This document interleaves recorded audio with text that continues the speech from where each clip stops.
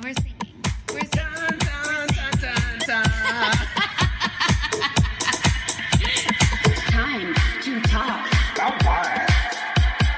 Beauty and the Bitch. Morgan, Yes. did you put your name in the Goblet of Fire? Come again? I said, Morgan. Did you put your name in the Goblet of Fire? I definitely did not. No. Do you know what I'm referencing, Morgie? You're the drunkest Dumbledore I ever did hear. I swear to God. He said calmly. In the book, he says, Harry, did you put your name in the Goblet of Fire? Total legibly. He said calmly. Mm-hmm. He does not say it calmly. No. He's belligerent. He is. And so drunk. Beyond drunk. Welcome back, my friends, to another episode of Beauty and the Bitch. I'm Mick. And I'm Morgan, and we're always belligerent here, so that's appropriate. Yeah, drunk, sober, asleep, always. Yes, always. Today we are very excited, babies, because we are going to take you through Harry Potter and the Goblet of Fire, which is by far my favorite of the Harry Potter books. But Morgie has been teasing me with all this negativity. Oh, she found all that. She has some problems. Let it be prefaced immediately that, of course, J.K. Rowling is a goddess. Everything she touched turns to gold. I'm going to have her name inscribed on my headstone just because I like her that much. But upon a reread, I understand so much more about life. And when I return back to this book, I'm just more able to pick out the problems, especially having read it so many times with the rose-colored glasses on. This time around, I took them glasses off and I was like, let's get a little more critical with the nitty-gritty details. That's all I'm saying. I'm saying I love that. Fantastic. But also I got beef. You know what, girl? That's the difference between being nice and being kind. If you're nice to someone, you say, that's great, no matter what problems there are. But if you're really kind, if you really love something or someone, you say, girl, I don't think that outfit is working. But I love you, though. I agree with that, like, so intensely. And people are always like, why are you such a bitch? And I'm just like, but I'm just a good friend, is what I feel like. Well, and you should also let them know I'm the fucking bitch. Yeah, I've decided to come out. I've decided to come out of the closet. I'm going to take this word. Cheers. Ding, ding, baby. Ding, ding. I'm the bitch. I'm going to own it. So come for me. Come for him. Yeah. Like I'm about to come for the Goblet of Fire. Asterisk. Still an amazing book.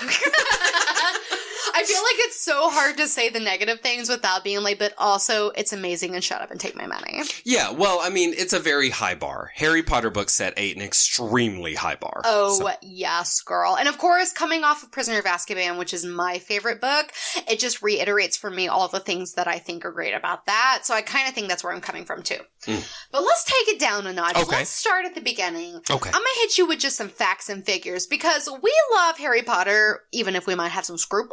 Who don't have some scruples? A couple scruples. You got scruples? But the rest of the world also loves Harry Potter and the Goblet of Fire. Not shocking. Shocked. No, I'm shocked. Shocking.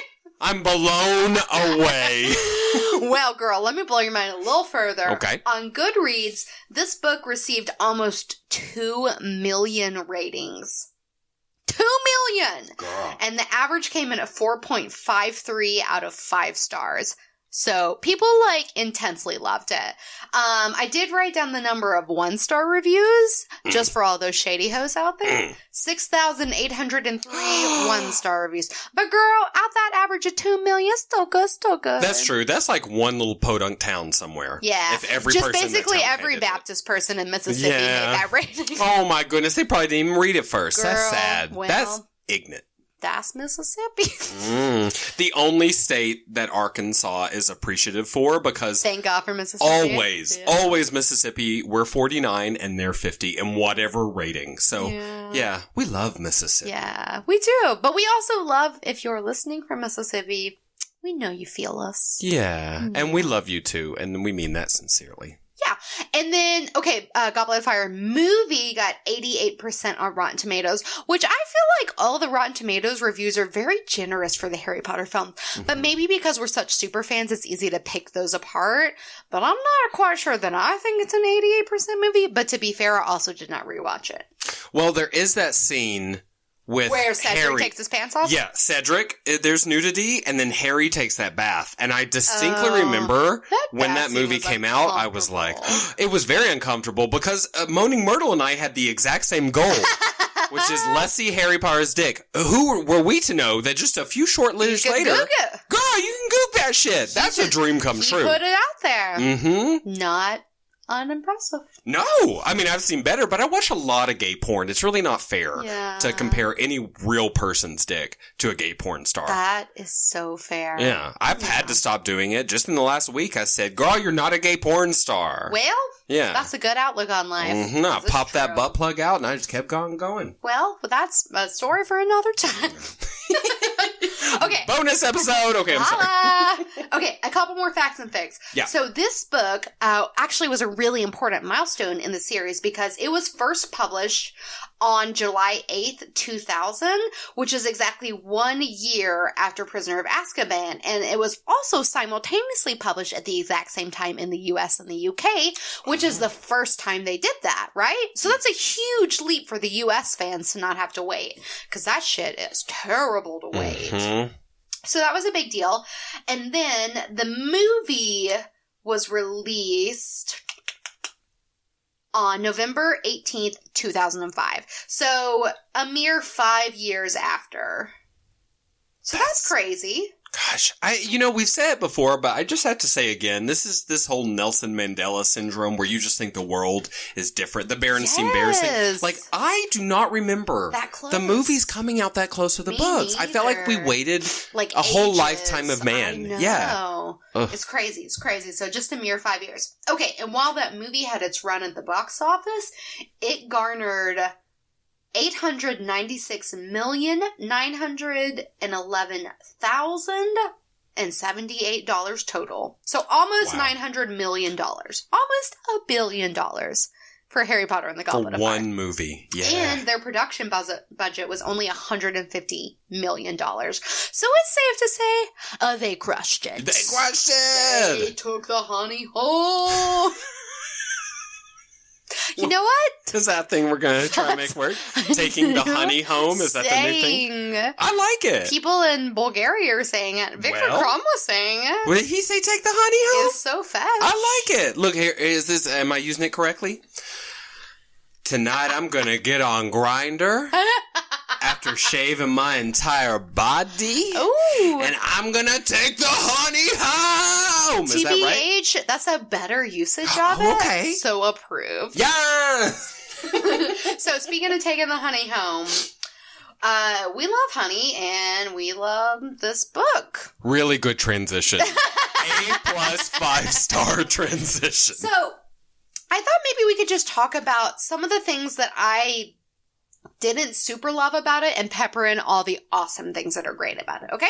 Great. So let's just start with the way the book is, how should I say this? It's meandering. The book takes us on 17 different journeys, which is different for Harry Potter because a lot of the books take us on one journey, and we might have a sidestep here and there, a couple little side stories.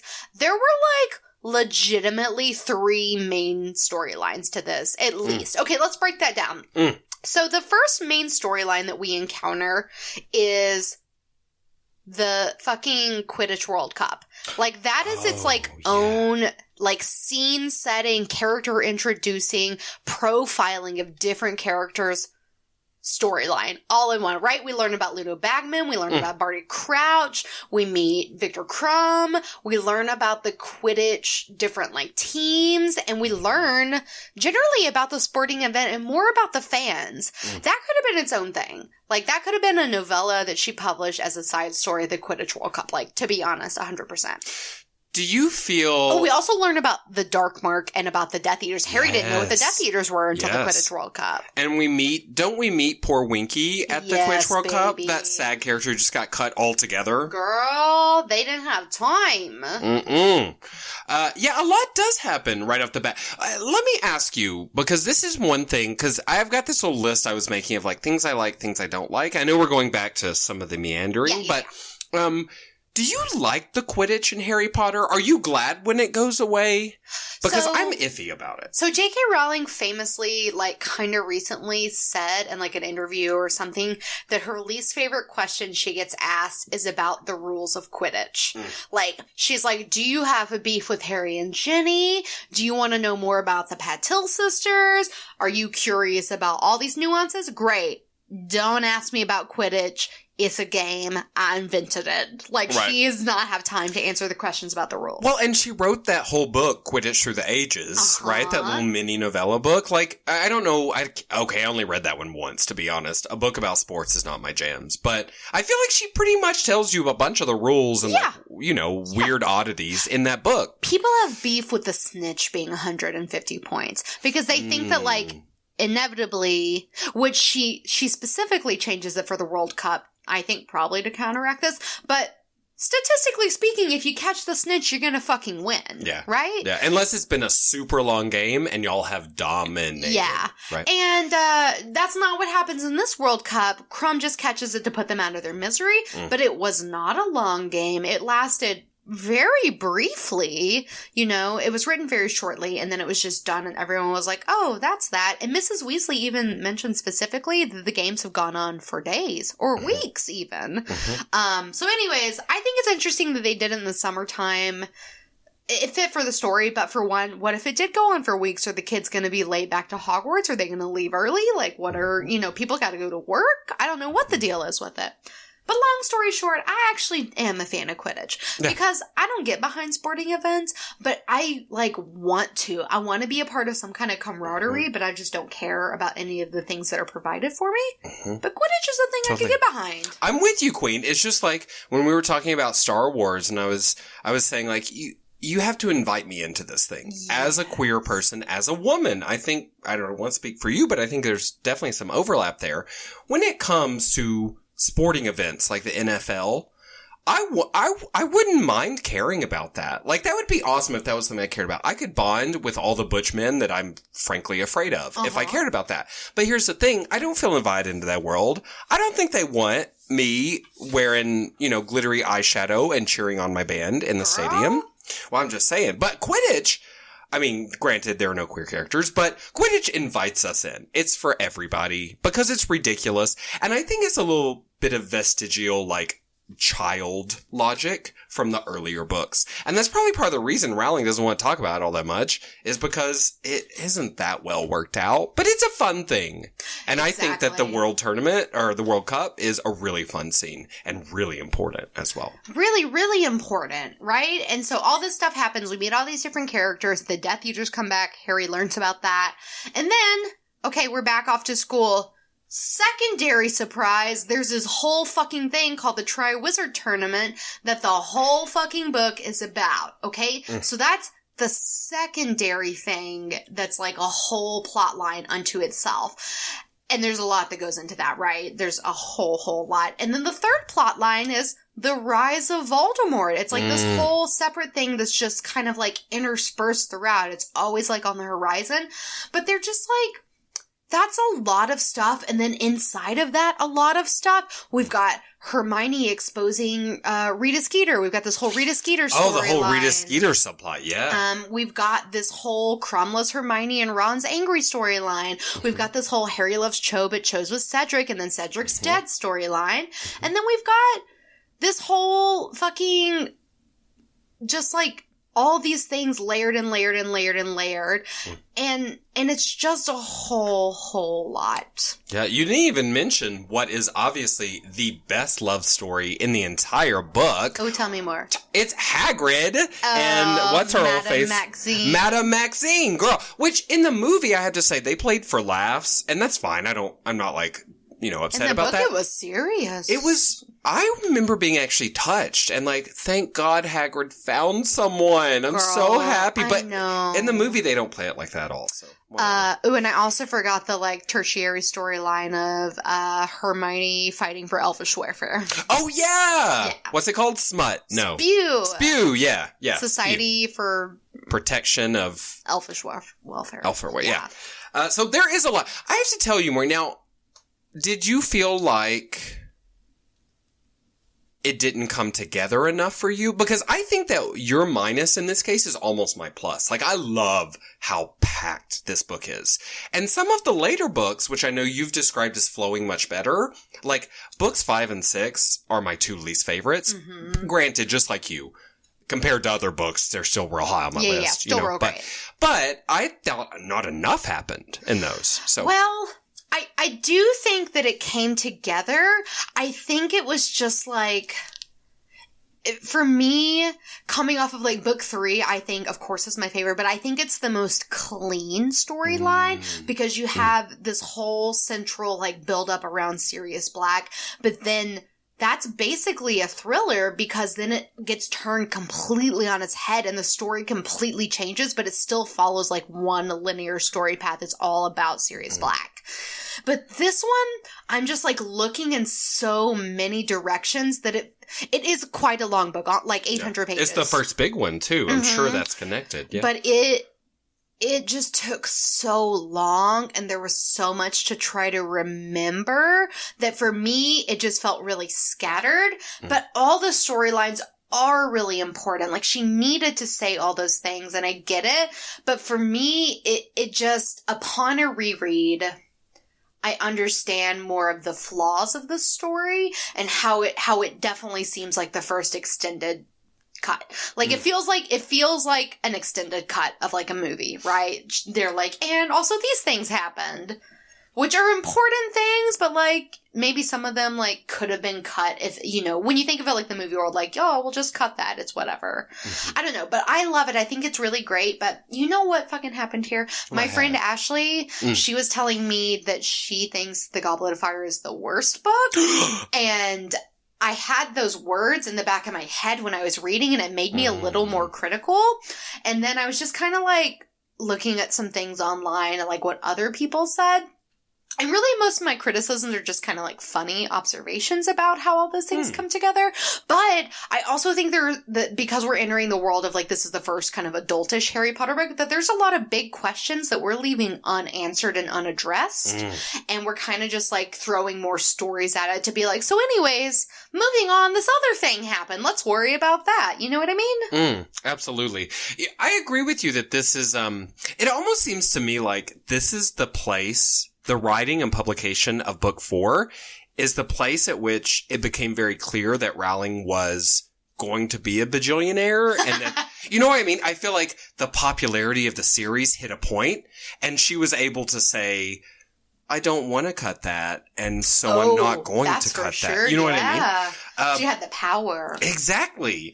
And she knew that there were, you know, even if we do say, like, it's a bit scattered, would I really want her to have cut 50 pages? No. You know? But I do take your point, and I think it's absolutely true. I'm shocked. You're for Ashley, you said? Tell Ashley I love her, but baby, she's wrong. She's wrong. She's wrong. Her favorite book is... don't do it. Chamber of Secrets. Ugh. Well, that's okay. I can give her that. I was afraid you were going to say book 6. Oh, no. Yeah. I think she's not a fan of Harry's dark phase. And this is honestly, this book enters Harry's, actually everyone's kind of like adolescence. Like, this is the first moments of like puberty. Like, boys are looking at girls differently. Oh, suddenly Hermione's a woman and other dudes are noticing and Ron's upset. And they have so many emotions. So many. This is the first time I remember from like initial consumption of this series, you know, when everything is so bright and you're like so into it and you read it in like a day or whatever. I remember this is the first time that I was like, Ron... First time of many, that I was like, Ron, you're manufacturing drama right now. I'm going to need you to take several seats and breathe deep and think about what you're doing. Because this entire book, first with Harry, remember he gets so mad at Harry. I was really mad when that was happening. I was like, this is so unnecessary. You're being a dick right now. Yeah. And Harry doesn't know. I mean, it's just like, don't you believe your friend? That's really the crux of the issue, is why he doesn't believe Harry when Harry says, I didn't put my name in. And he's so honest. Why would he lie about it? What? Especially to Ron. Yeah, Ron knows how Harry's bowels work. They have to. Jealous. They're that close. They're intimate. Yeah, just jealousy reared its head. And then jealousy again with Ron, with Hermione and Victor Crumb, you know? And they both treated those poor Patel sisters so badly at that damn dance. And I don't forgive either of them for that. But it's beginning. Shitty to them. They were, but you know what? I remember those fucking dances. Yeah. And I was not at my best at I have many of feelings them. about the Yule Ball. Oh, girl, worst scene in the entire movie, I think. Oh, really? The book, not so much in mind. In fact, I loved it in the book because you get Hermione's Cinderella moment. The best line in the book is when Hermione, like, Harry's, like, out. Oh, he's talking to Cedric. Cedric's, like, giving him a tip, that funny tip about, like, taking a bath with the egg. Oh, yeah, that homoerotic tip. Which was great, yeah. Yes. It pulled laughs, for sure. And then Harry enters the Gryffindor common room, and it said in the book that Hermione and Ron were standing 10 feet apart, shouting at each other.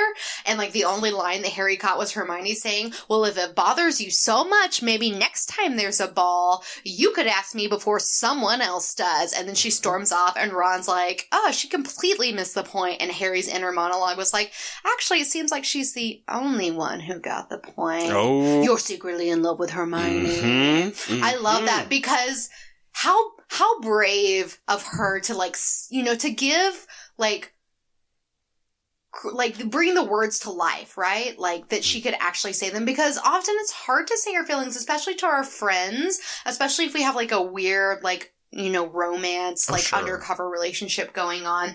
Like, it took a lot for her to say that. Well, and if you're 14, too. Yes. I mean, my gosh, there's no more awkward age than 14. At least there wasn't for me, Yeah. you know. Yeah, well, Hermione is always, I mean, she's super courageous, and she's emotionally so intelligent, whereas Ron is just, he's an adult. Idiot. Yeah.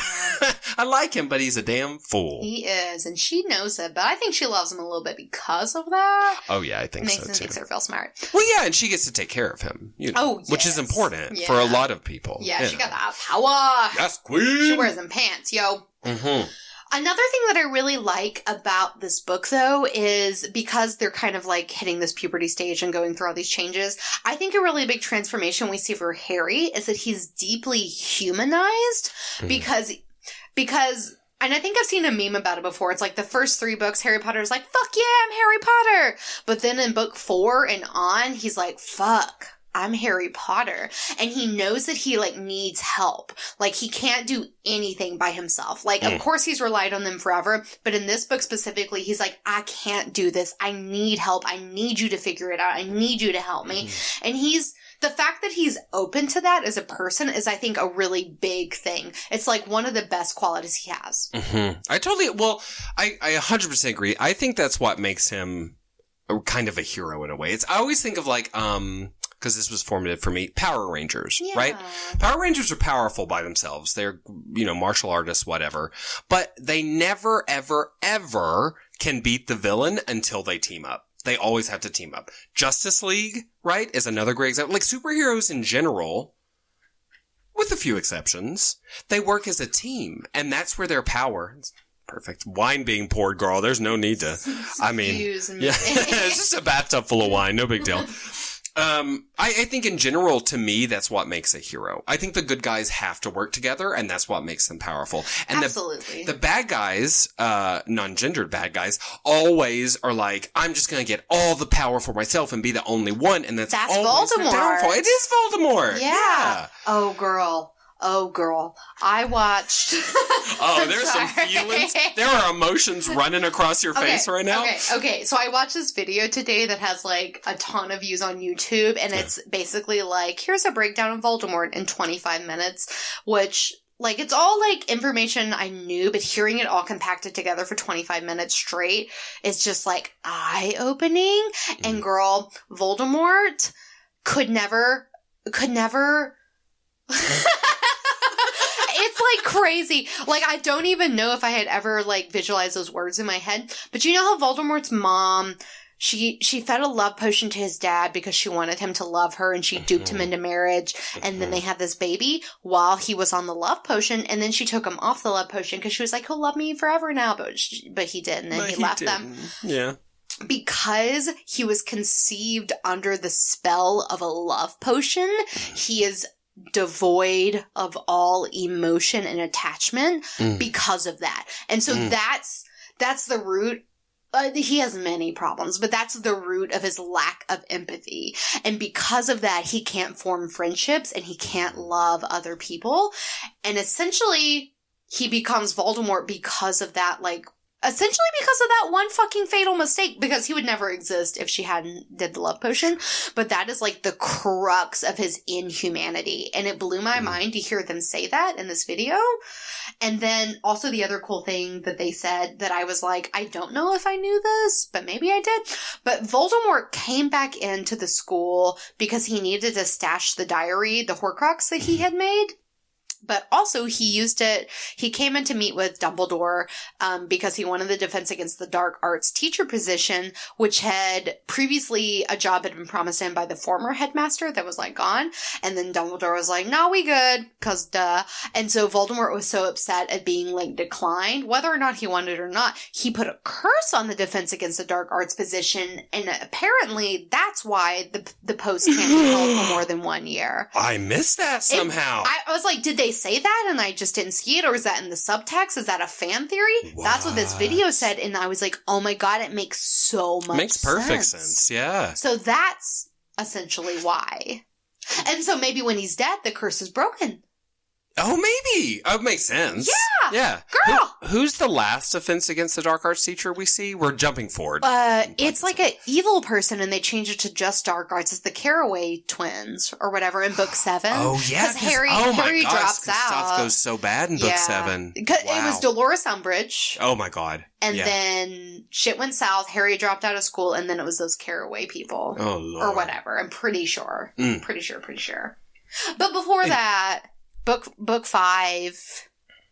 Slughorn? Book 5 is when Umbridge Potions. comes in, isn't yeah. it? Yeah, so it's Umbridge, and then which I'm so downhill excited from to get her in. Oh. She's my... Wait, I don't want to say too much, because obviously we're going to talk about it for hours, but my favorite villainess. Okay, but what you were saying about Voldemort, couple things. One... Anytime I hear a villain's backstory, I'm just weak because, or maybe you might even say not as bitchy as I pretend to be, because I always end up feeling so bad for them, and I feel bad for Voldemort. Like, it doesn't erase anything he's done. He's, like, definitely trash, but, like, you do feel for him. Yeah, like, he had no choice but to be trash, really, it seems like. If he's born as, he was born essentially, was that sociopath? If you can. Yeah. Is that's, I always confuse psychopath and sociopath. He's probably both, but, it's like, it's almost, what's the sins of the parents being visited on the children, you know? And that's always so sad. That makes me think of, like, cycles of physical and emotional abuse. That makes me think of, like, being born into very low socioeconomic circles. Yeah, and he was in an orphanage. Like, he was born, like, he got dumped at an orphanage, and his mom died, like, right after, so... And her life was so sad. It's just so sad. Yeah, and she was a pureblood wizard, but her life was total garbage. Yeah. And he's so smart. He's so smart and so clever. But also he's was deeply disturbed even as a child. You remember that flashback in a later book, I think book 6 maybe, with it's Voldemort. so scary. Yeah, you visit little baby Voldemort in, like, the Pensive, and he, like, hung a kid's rabbit by the neck to, like, scare the kid. He went into that cave with some kids and he fucked them up. Like, we don't know what he did. Like, it's so bad they didn't even tell us, you know? Yeah. See, so it's sad. It's almost like, I mean, I'm not trying to make apologies for Voldemort or any other horrible man that might live in our world, like perhaps Harvey Weinstein. This is coming out months after that whole drama, but it's fresh to us. And I'm furious, and he is trash. Yes, he is. But it's almost like Voldemort never had a chance. I mean, he was born honestly, evil. Yeah. He was literally, which is why it's okay to hate him, right?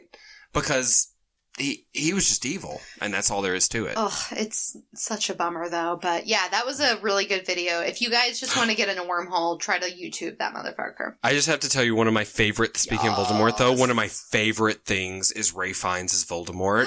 Specifically. You know it exactly!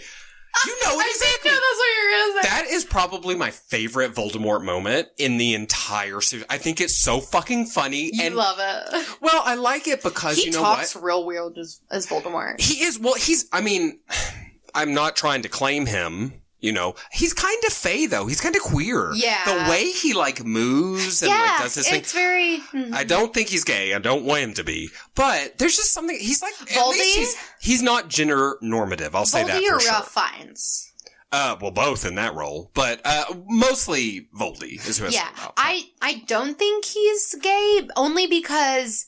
Hashtag Voldemort, spoilers yeah. for Cursed Child, but he has a child with Bellatrix Lestrange. No, I don't really think he doesn't perform gender the way many men perform gender, and I think that's because he's become like this, almost like a dark god. Yeah, he's beyond it. I'm actually shocked that he has a dick, honestly.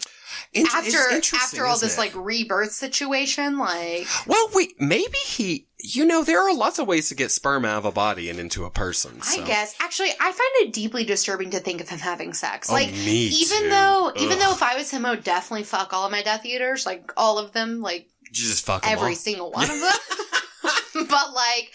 It's deeply disturbing. Have you seen the Death Eaters recently, maybe not like Crabbe, Goyle, or McNair. Yeah, okay. But I get up in some Lucius Narcissa Malfoy situations. I mean, now we're talking some Malfoy real dirty sandwich. slash fiction, and I could see where you're coming from. Uh-huh. I think that's lucrative. Mm-hmm. Also, Bellatrix, like, worshipped him so hard that of course he'd get up in there. Yeah, you know that. But it's, like, very uncomfortable to think of them fucking. If Bellatrix is out of town, Wormtail comes in. The lights do not get turned on. If it's Wormtail's night, all lights off. Yes. Mm-hmm. Oh. Mouse to mouth, hole's a hole. Don't think about it. He's only got one hand and he's just got like a giant metal Jamie Lannister situation. Ooh, I've got some Mary fuck kills for you later. I'm just cringing thinking about it. I'm not happy about that. Mm-mm. Okay, so Voldemort, his history blows my mind. Yeah. And we do get his epic return in this book, and I will say, I thought the graveyard scene was probably the best scene to me in the whole book. Masterful. Mm-hmm. Crafted so beautifully, so many emotions. Reading it like for the 35th time, I still cried. Yeah. I still cried. I thought that she did a lot of really unique things in that scene, but she also like paid homage to like a lot of like rebirth and kind of like generic kind of fantasy stuff. But seeing him come back to life as this disgusting skeletal horrifying creature, and for Harry to have to face him when he's so weak and so defeated already, it was great. It was beautiful. Best scene of the whole book, easily. I agree. I totally agree. And also in the movies, frankly, I think, I mean, it is a climax that really pays off. And especially because we start off seeing Voldemort. Well, you don't really see as much in the movies, but in the book, it's pretty well shown. He's like a gross baby thing. Yeah. And you're like, oh, girl, please don't with this. It is disturbing. I mean, it's an evil baby, which is a horror trope, right? Mm-hmm. And then I love the spell that they do in the graveyard with, like, bones of the father and flesh of the servant willingly given and blood of the enemy unwillingly taken or whatever, however they say it. Yeah, yeah. Pretty much like that, verbatim. Dun-dun! Fancy. That is what I think of as like a classic spell. You know what I mean? And we don't actually get that because Rowling goes so deep into spells, she makes her own thing. But that is like, girl, that's like a medieval spell. You could find that shit in Canterbury Tales or some shit. I like it. I it's like powerful. It. And also, for the whole series, it's probably like one of the most iconic and pivotal moments because we spent basically from the first sentence leading up to Voldemort rising again, and this is him risen. He is risen. He has done it. Girl, he has risen. It ain't Easter. It's not right. I don't feel good about it. It's not, girl. And no one else should neither. It's basically like if you think of the whole series as like one giant story, this is like the final like plot point before the climax, which is like the fight with Voldemort, right? So everything has been like leading. This is like, oh my god, shit's happened. And from here, it's just like getting ready for that battle, yo. Absolutely. Pretty much. Maybe that's why it is a bit, not to make too many excuses for Rowling, because one doesn't need to make excuses for her, but maybe that's why it is a bit scattered. It's the last bit of rising action. Yeah. Before we get to the multi-book climax in a way. Yeah, pretty much, yeah. Essentially. I have to say though, speaking of things we love about that scene, the special effects in the movie. Was it on point? On point. I think now, of course, I'm not really a special effects person, but I think they aged incredibly well. The way they brought Voldemort to life and like, even things like the spells. You know, we've talked before, when we were talking about the magicians back in first episode, honey baby. Ooh. Which is what everyone listens to when they start this podcast, and I want to strangle them and be like, please listen to it later. Now. Yeah, we've learned so much. But we were talking about like that the horrible sci-fi special effects that they have on the Sci-Fi Channel. Oh, girl. It's none of that. I mean, it looks good. Yeah.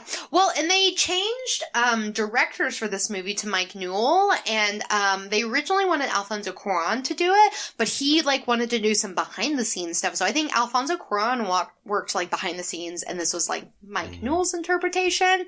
And I think that they brought a lot of different things to the table. Like, that's an interesting thing about Harry Potter. When they change the directors up, you do get like, it's very like different style. Absolutely. Absolutely. It feels, all the movies that are by different directors feel very different, you know? I've got a little joke for you. Morgan. Okay. This is based on our talk about the meandering plot, okay? How would Gollum describe the way he travels from the Misty Mountains... No, fuck. Yeah, that'll work. From the Misty Mountains to Mordor. The way he travels. How would he describe it?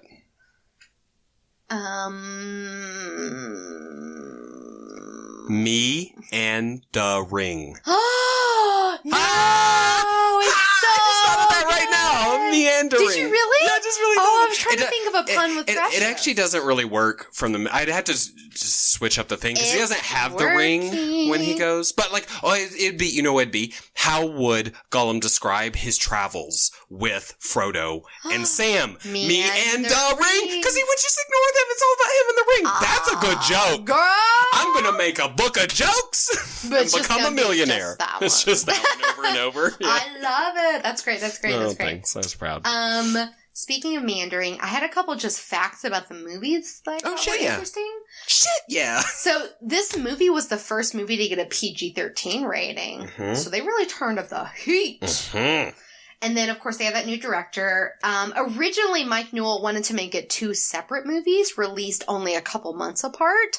And the production team was like, # no, we good. One movie. 5, 6, and 7 are all 2 movies each, right? Is that true or no? No, I think just the last one. Oh, just the last one. Okay, yeah, cool. I think just the last one. I don't know why I misremembered that. But. So Victor Crumb only said 20 words total in the movie. And not very many more in the book, to be honest. No. He has not talked many words. It's very bad. Hermonini. So cute. One of the funniest things. And another thing about the movie that people were real upset about, no Mrs. Weasley. No, it's the first movie, the only movie, not to have Mrs. Weasley in it. And she's one of my favorite characters, but to be honest, I'm not gonna lie, you girl, I didn't even notice. Yeah. I didn't even notice that. So peeps were upset about that, though. So we were talking briefly about the moment in the graveyard, and one of my favorite parts is when the wands meet. And I think that Rowling brings up really beautifully always the death of Harry's parents and how that loss has affected him. And I think she did it artfully in this book, in this movie, where he got to actually see them kind of for the first time ever, which is really lovely. And did you think it was interesting? Because I do, that when his parents come out, his mother is the only one he interacts with. His dad comes out and he's like, your mother will be here shortly. And then she's just kind of the person. And I think it's interesting because he looks like his dad, and everyone always compares him to James, but it's his mother that he has this relationship with, right? Every time his parents come up, it's always his mother. Well, yeah, that's interesting. He has her eyes, right? But really, they both died for him. I mean, his mother did it after and cast the spell of love or whatever that, gave him some of his power, but they both died for him, so that's shouldn't really work. I don't know. It's interesting. I guess he's just a mama's boy. I certainly don't judge him for that, you know. Also, his mother seems like just a nicer person. Yeah. You know, once we'll be Well, James always sounds like a dick. He does. He sounds like a charming, attractive asshole, essentially. I love a charming, attractive asshole. Girl. Don't get me wrong, especially if it's well tended. Oh, but speaking of his mom, I had just a thing. I thought that we could just maybe briefly talk about the question, why does Professor Snape hate Hermione so much? Besides the fact that she's just friends with Harry Potter. And the internet, I read kind of deeply into this theory that people think that Snape hates her so much because she reminds him of Lily. Because she's muggle-born and she's precocious, and Lily was always said to be top of her class, smartest witch in her year, and if things are the same as they were now, back in the day, Slytherin and Gryffindor had classes together, so he would have had all his classes with Lily, so he would have known how she was. So maybe it's painful for him to interact with her because she reminds him of Lily. That, you know what? I could see that. That makes a certain amount of sense to me. I do think it's really easy, though, to apologize too much for Snape. Like, I see where that has some, maybe could be given some credence, but I kind of think, at this point in his life, Snape has been bitter and alone for so long that I think he's just genuinely a bitter asshole. And I think it's fine to try to explain away the Hermione thing, and I think it makes sense, but it also could just be that Hermione's a little irritating, and Snape has no patience for anyone ever. So, that's so fair. You know that's what I so mean? fair. But a little bit of both, I'm sure. A little taste also, of this and that. he's so boring. He would, like, never be caught dead at the World Cup. Oh, God, no. No, he's putting oil into his hair.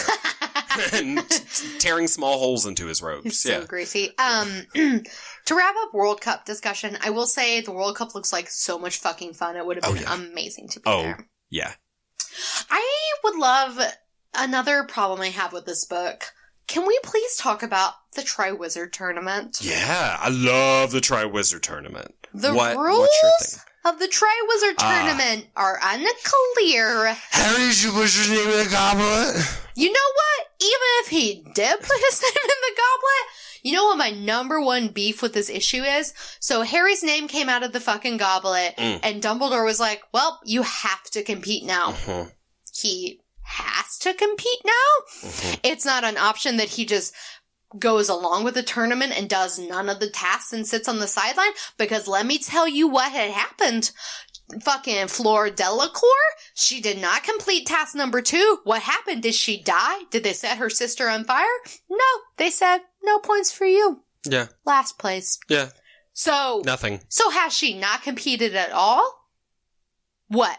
Absolutely fucking nothing would have happened. Especially because the first 2 very difficult obstacles they have to overcome before they get to the fucking maze at the end don't even really matter at all. It's just you get to start a little bit earlier. It's like, yeah, that was ridiculous to me. It's like a game where the points don't matter. Essentially, I mean, I guess it's mostly for bragging rights in a way, so I guess that makes some sense. But yeah, like, I don't get that. Oh, look, girl, if the 3 headmasters do this spell along with all the other professors, and it's supposed to only allow 3 people to be in this tournament, and all of a sudden that damn thing shoots out a 4th name of someone who's doubly not supposed to be in it because he's too young. Honey, girl, baby. Who are you trying to fool? You're going to let that kid do this. Obviously, things have been tampered with. Obviously. And Dumbledore knows that Voldemort is out being a creepy baby. Right. That goes along with that whole fucking why did he leave them at the Dursleys? And, like, we can, like, stretch and torture an answer, but really, I think it's because Dumbledore's drunk. Well, really, the only answer for why Harry had to compete in the tournament is because that was what the plot was and he needed yes, to. because that was the book. But essentially, like, straight up, he did not have to do that. There was absolutely no reason he had to do that. Like, nothing would have happened had he chosen not to compete. Or had Dumbledore said no. Like, there's no reason. What happens? There's you burst no into reason. flame? No, it doesn't happen. Nothing happens. Nothing happens. People say, ooh. And furthermore about the goblet, so it's so important. It's this extremely, like, international magical event. So you just, like, post a little goblet up, put a spell on, it's all good. You don't post a watch out? There's not one, like, person. It's only there for 24 hours. Like, you can't get just, like, a couple rotations of wizards to sit there and make sure everything's all good. You know that Professor Flitwick wasn't doing nothing that night. Nothing. You know that motherfucker was in his room making his keys and books dance. Oh. He could have done that down, which is fine. I'm not throwing shade at that. But I'm just saying, like, there are plenty of people who couldn't stand down there. Girl. And just watch that shit. It's ridiculous. And furthermore, in regards to the Triwizard Tournament, and furthermore, the second and third tasks would be hella boring to watch. Yes! It's literally just a lake, and you're just sitting around a lake. Like, they don't have a Jumbotron. Like, how you supposed to know what's happening? You're shocked at every turn. Oh, Crumb's done. Here he is. You're there for just, like, hours. No, girl. No. Veto. Frankly, even the first, the dragons, having to do the dragons, the egg and all that shit. Girl, when that dragon done broke its chain. Mm-hmm. Not safe. And started flying after old Harry Pooter. And old Harry, he's putting away. He's scared as shit. And who wouldn't be? Because that dragon could do anything now. And also, let's talk about the retiling they had to do on the Hogwarts castle. That shit was vintage. Girl! Magic shingles. They don't come cheap. They don't come cheap. Think of how many house elves had to repair that. Yes, Queen. Spud. Spew. Oh, spew. Yeah, that's it. Hashtag spew. Well, and no one even got up. You would think that at least Madam Hooch would hop on a broom and fly up. Be drunk too. Girl, everybody's drunk in this damn book.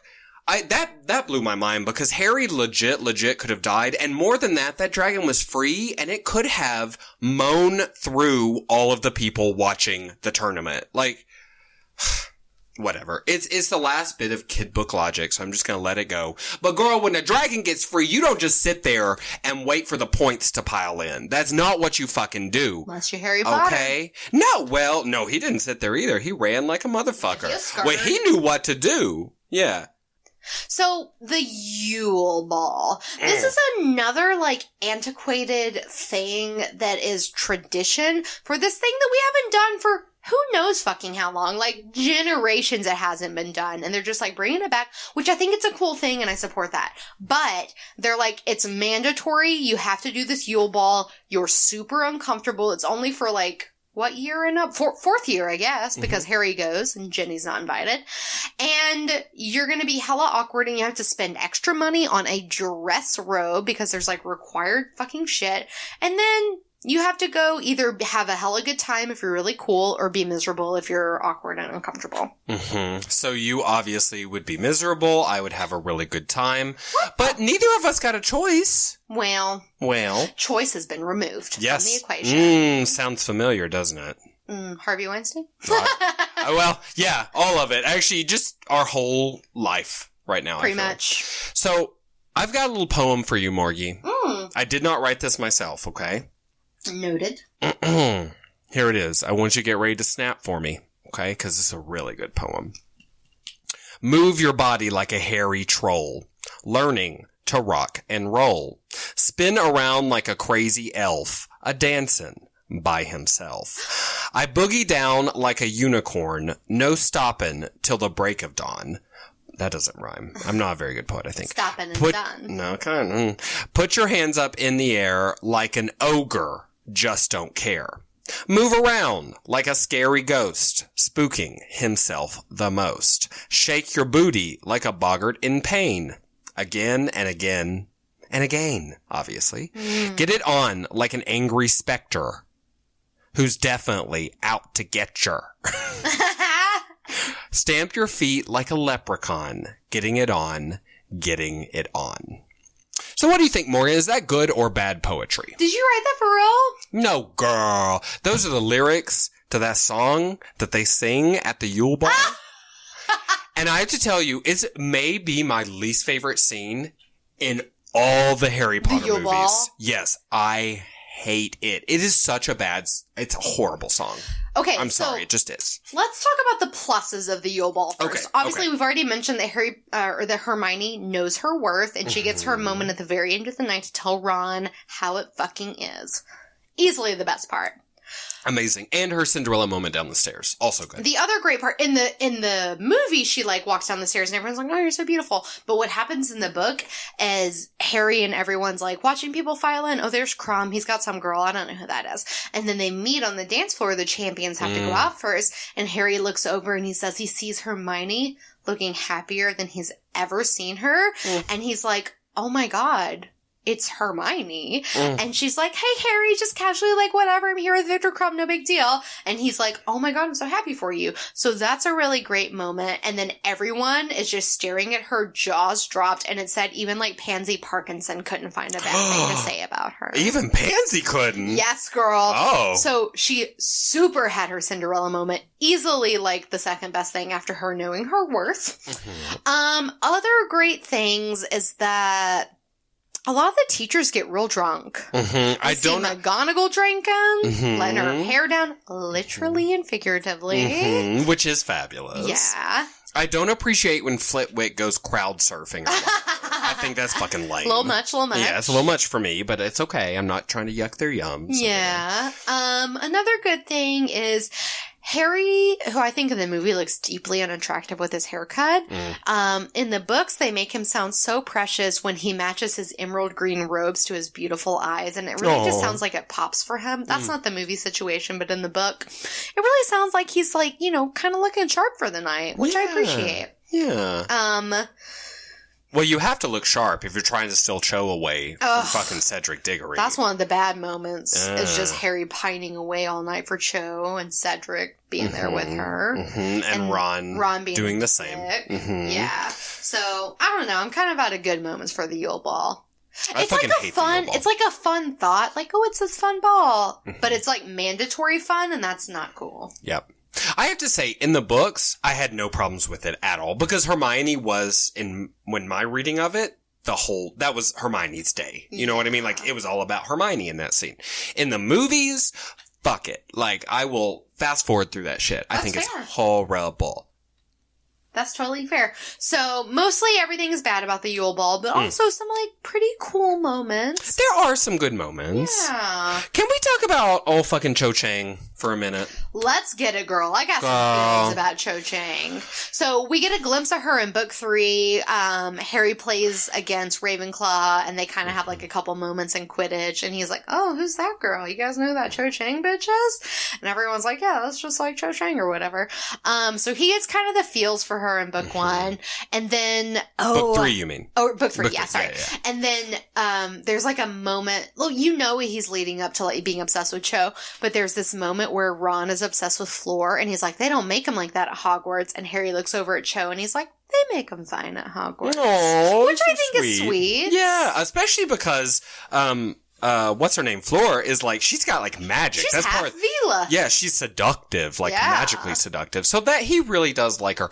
Which movie / book is it where he takes that drink of pumpkin juice and looks over at Cho Chang and spits it all over himself? Oh, I don't know. It's so funny. It's so adorable. So look, might be the next one.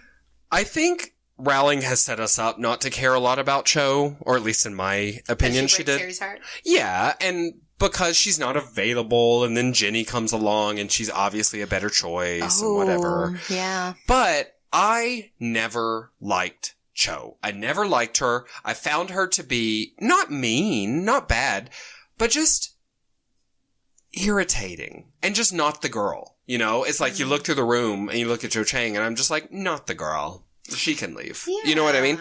Now, my good friend, Jessamine, she was here last week, and I mentioned my hatred of Cho Chang, like you do, just, casually, over a fancy dinner or something.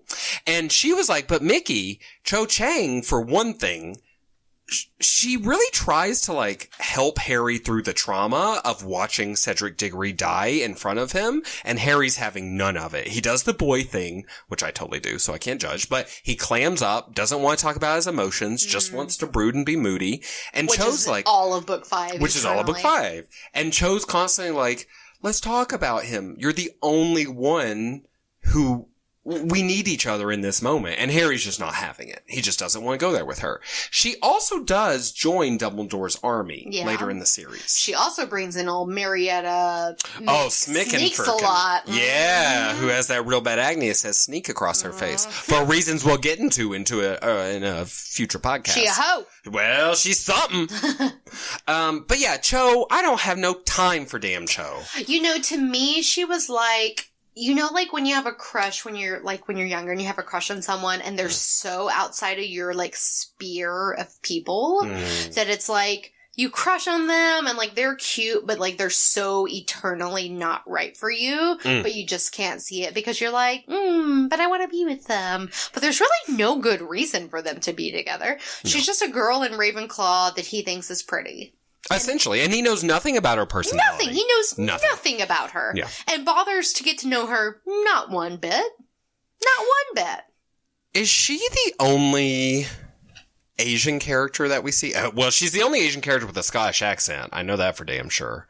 But is she Shit, she's the only one I can think of. Yeah? Yeah. I mean, especially if we don't include, like, the Near East, so, like, the Middle East and, like, India, because we have some students, I think, from those countries. Pavarti and Padma are definitely Indian. Mm-hmm. You know, I can't think of another Asian person, but I will credit Rowling with saying that I think that she tries really hard for diversity. I think like, so. her 3 main characters are eternally Caucasian and British, and that's unfortunate. Wow. But a lot of her secondary characters have, like, a lot of diversity, and so that's good. Yeah, That's it is good. So I do like that she is, you know, not just another white English person.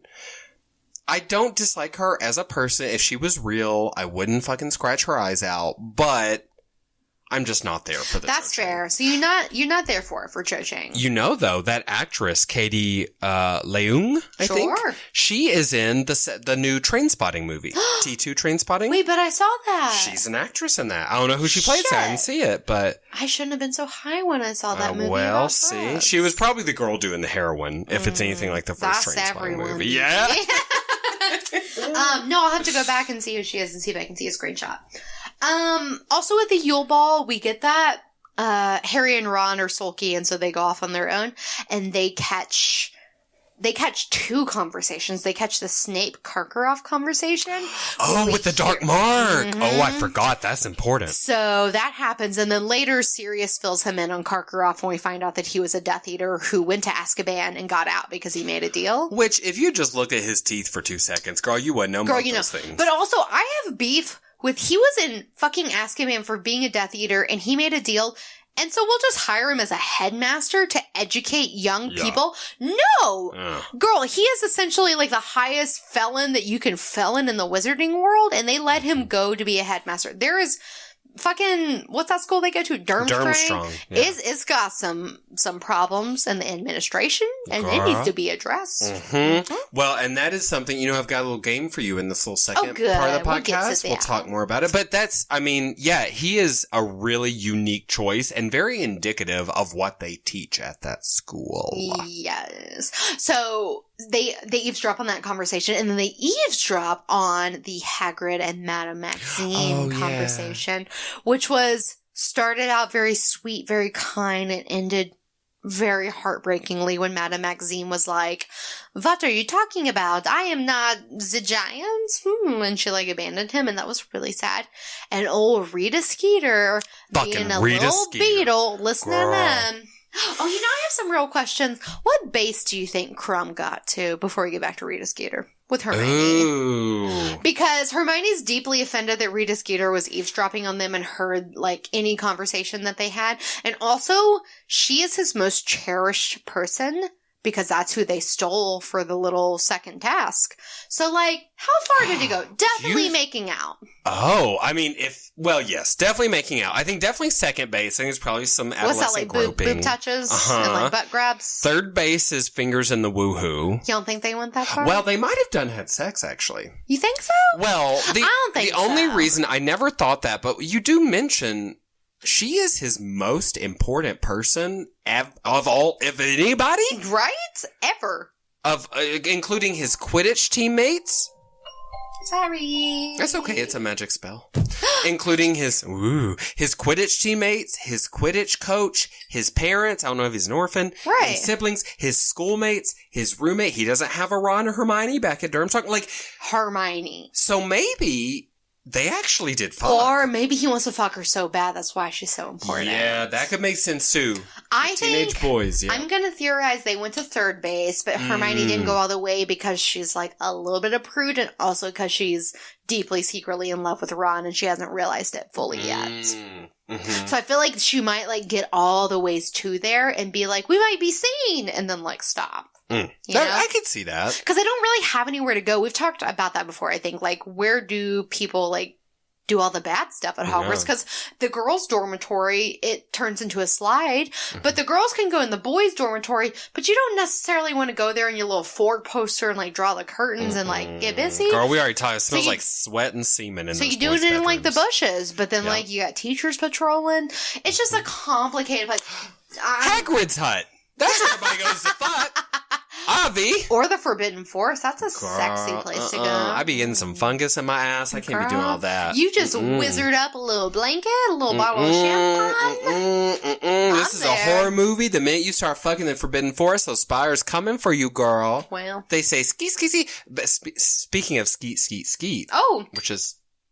Just. Rita Skeeter. Yeah, that was weird. That was a weird connection. But that actress, Miranda Richardson, I think her name is, she's great in that role. This is not about her. I fucking detest that character, though. I hate her. I don't like that they cut out the fact that she's an animagus, too. Because I think that's important. They don't, that in the movie, I mean. There's no mention of her being a little beetle or whatever the shit is, which is how she gets all of her information, right? Which is how Hermione blackmails her. Exactly. So I was like, really, you couldn't do a 2-minute scene of, oh, she, now we know and we can blackmail her. No, none of that. So I didn't like that very much. So the thing about Rita Skeeter is, and you said this earlier and it kind of blew my mind. I was like, why didn't I think of that? She is the epitome of today's fake news. Mm-hmm. Like, she is the, like, Megan Fox, fucking Tommy Loren, all these assholes. Yeah. Like, she is these people. Yeah. What's her face? The blonde lady, the real scary one? It's one of those two girls I said. No. Oh, Kellyanne Conway. Yeah, Kellyanne Conway. Yeah. She is legit Kellyanne Conway. Isn't She's that crazy? person. That it's came scary. To fruition. Yeah. Well, but they've had the yellow tabloids and like the Sun and all that in England. They've got an even stronger history of those shit rags than we do in America. With like, all the fucking like, conspiracy theories about like royalty and like, all, yeah, you're right. They have all that. Reptile people. Yeah. So I think I think Rita Skeeter's an interesting character. It takes up a lot of time and it is like intensely fake news and it's super annoying, but I guess that's what she's there for. Oh, she's so horrible. Another thing that's really political that's like way in the future of this story that I think I can't remember if they cut it out of the movies, but that Ludo Bagman, we find out later when Harry goes into the Pensive to learn about Barty Crouch Jr. and his whole demise, we learn that Ludo Bagman did a bunch of horrible things and passed along secrets to Death Eater, or to the fucking Voldemort movement. And he got off because he was an athlete. Because he was an athlete, it was fine that he fueled the terror movement. Mm-hmm. And that is so fucking real. Yep. That's so real. Life. That is real life. It like blew my mind when I reread it. I was like, oh my God. That's just like what happens. That's just what happens. Yeah, professional athletes. I mean, every once in a while you hear about one getting caught for something especially heinous, like, beating their children or something. And I don't mean to insinuate all professional athletes do that. Obviously they don't. But, if you really want to get me started on a terror girl, we can talk about professional athletes and the amount of money we pay them and the allowance we give them to be fucking assholes in our society just because they can run and catch and throw a ball. Am I impressed? No. And let me tell you, back in the day, I was working at IHOP. Oh. Uh-huh. And this man came in with these two women, and he was a professional football player. I didn't know that because I don't give a shit about that.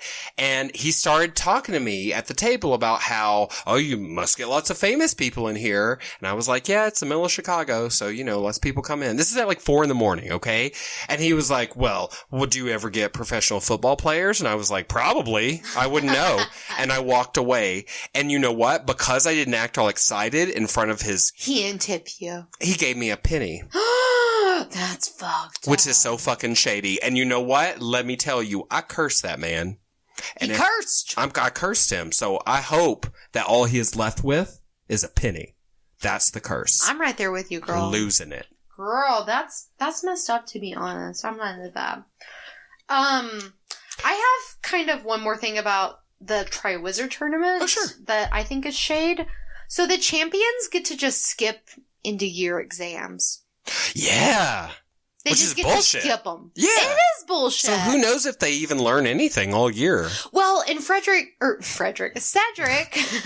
he's in 5th year, so he should be taking his owls. Yeah. So what about those? Yeah, he can't. Well, it ends up being a moot point, sadly, but... Oh. Yeah. But had he not died, which is never supposed to happen, like, yeah, what? he's got to take them. Maybe they'd let him push him back a year or something. I don't know. Like, how does he decide what classes he gets to take then? And also, the tasks are so spread out that I think that they have plenty of time to continue their normal studies. Queen? Absolutely. Honestly. Especially because Harry's not playing regular Quidditch. Quidditch is not happening this year. Mm-hmm. And the House Cup's not happening. So really, all that matters is, like, school. Yeah. Right? And the kids from the other two schools, I mean, they're there for school. Like, they've got plenty of time. Yeah, it doesn't make much sense. So, that's my final beef with the U-Ball. I have a ton of, like, miscellaneous things, and then I have one more, like, really big issue that I wanted to talk about. What do you fabulous. want to do? Ooh, well, I want to hear about your big issue. What's your big issue? My big issue is surrounded by Polyjuice Potion.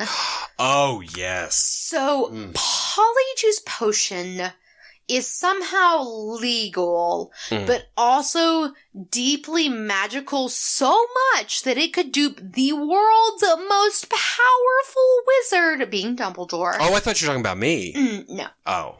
And confuse everyone so deeply that this entire situation could happen, in which Lord Voldemort is allowed to come back, Cedric Diggory has died, and Harry Potter has lost the only protection he ever had, the love of his mother. So, casually in Book 2, Chamber of Secrets, just some little 12-year-olds brewing up Polyjuice Potion. And it was complex, but they did it with essentially no problem. In a bathroom, no less. This is insane. This is insane. There are not enough regulations governmentally on this potion, and also it's way too accessible. And thirdly, it's far too hard to detect all of the negative side effects, and it's insane. Polyjuice Potion is insane. And I have so many questions about the nuances of it.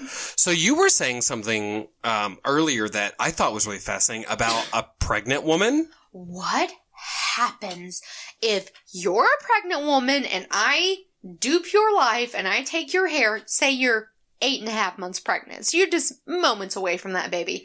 I become you, 8.5 months pregnant, and I continue to do Polyjuice Potion the way that Barty Crouch Jr. did with Mad Eye Moody, and I take it for months, and an extended Polyjuice stay. Do I go to full term with my baby? Do I birth my baby? What happens to my baby? Is it a real person? When I quit taking Polyjuice Potion, does it disappear? What about the years, the months it has clocked in as a human being? You know. Well, now that's a good question. What happens when you stop taking the potion? That's a great question. What if a baby born under Polyjuice has multiple personalities? Like Voldemort, born under the love potion, is a sociopath. You know what I mean? Or what if I was pregnant when I took the Polyjuice Potion 8.5 months and I become a not pregnant person? Oh God, what happens to the baby? What happens to the baby? Do you lose your baby? See? Oh my God. Yeah, it's fucked up. Okay, and then okay, so first of all, how does it work? How do babies work into it? Second of all, can we talk about how shitty it is that you can just steal someone's identity and our heroes over and over just steal people's... Look, as far as the issue of, like, consent, very rarely are you going to get consent to steal someone's entire life. And in our world, when you steal someone's identity like that and do things that they would never do, that's like some MK Ultra shit / identity theft. It is. It's a really bad thing. And it can have, obviously in the Moody situation, it can have detrimental effects, but also later in book 7, when they steal the identities of some of the ministry workers and they go into the Ministry of Magic, there's one guy, like Ron becomes this guy, and his actions of the day determine his wife's outcome in the courts. So like, if Ron has stolen this person's identity and he messes it up, his wife, her name was like Mary Cattermole. Like, what happens to Mary if he fucks it up? Does she go to prison? Do they send her to Azkaban? I mean, the implications of what can go wrong under Polyjuice Potion, it's terrible. And consent is one thing, but about the kind of like genetic implications, like what happens to your body. So what happens is their voice doesn't change. We know that doesn't happen. Their mind does not change. But in examples that we've seen, so when Hermione becomes Bellatrix Lestrange in a later book, she's able to go into the Green Gods Goblin Bank, where the goblins are very stout and in tune. And she is able to fool them with her facial recognition and her wand. So it's like good enough to fool the goblins, which they're like crazy intense. And then also Barty Crouch Jr. was able to escape Azkaban by using Polyjuice Potion. And what they said, and this makes me think that you take on whatever the physical effects of your people, because the way they phrased it in the book, by they I mean J.K. Rowling, she said a sick person and a healthy person walked in to Azkaban, and a sick person and a healthy person left Azkaban.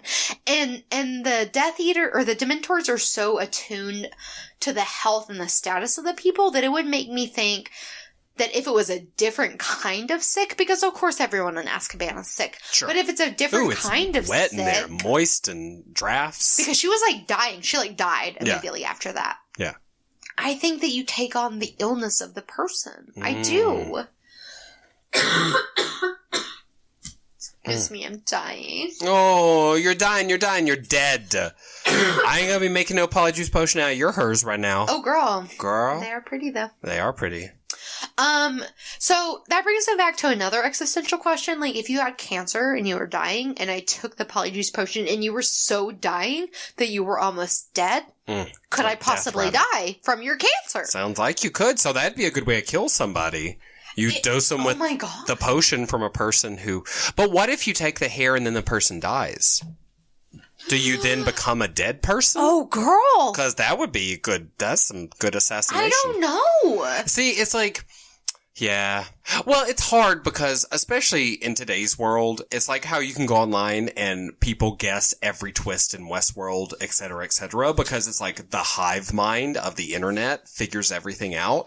Poor Rowling. I mean, to write this series that is so integral to so many people's lives, we have poked holes into every nook and cranny of this series. And this is another big hole. Like, Polyjuice Potion's a problem.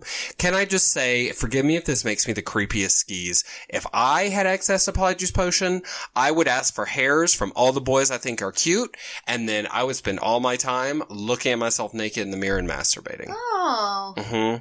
That's an interesting thing to do. Yeah. But I would ask for consent first. I'd be like, literally, if I take this hair, I can become you. I really want to fuck you, but I know you're straight / not interested / live far away / we tried it and we had no chemistry. So could I pay you like $20 for one of your hairs?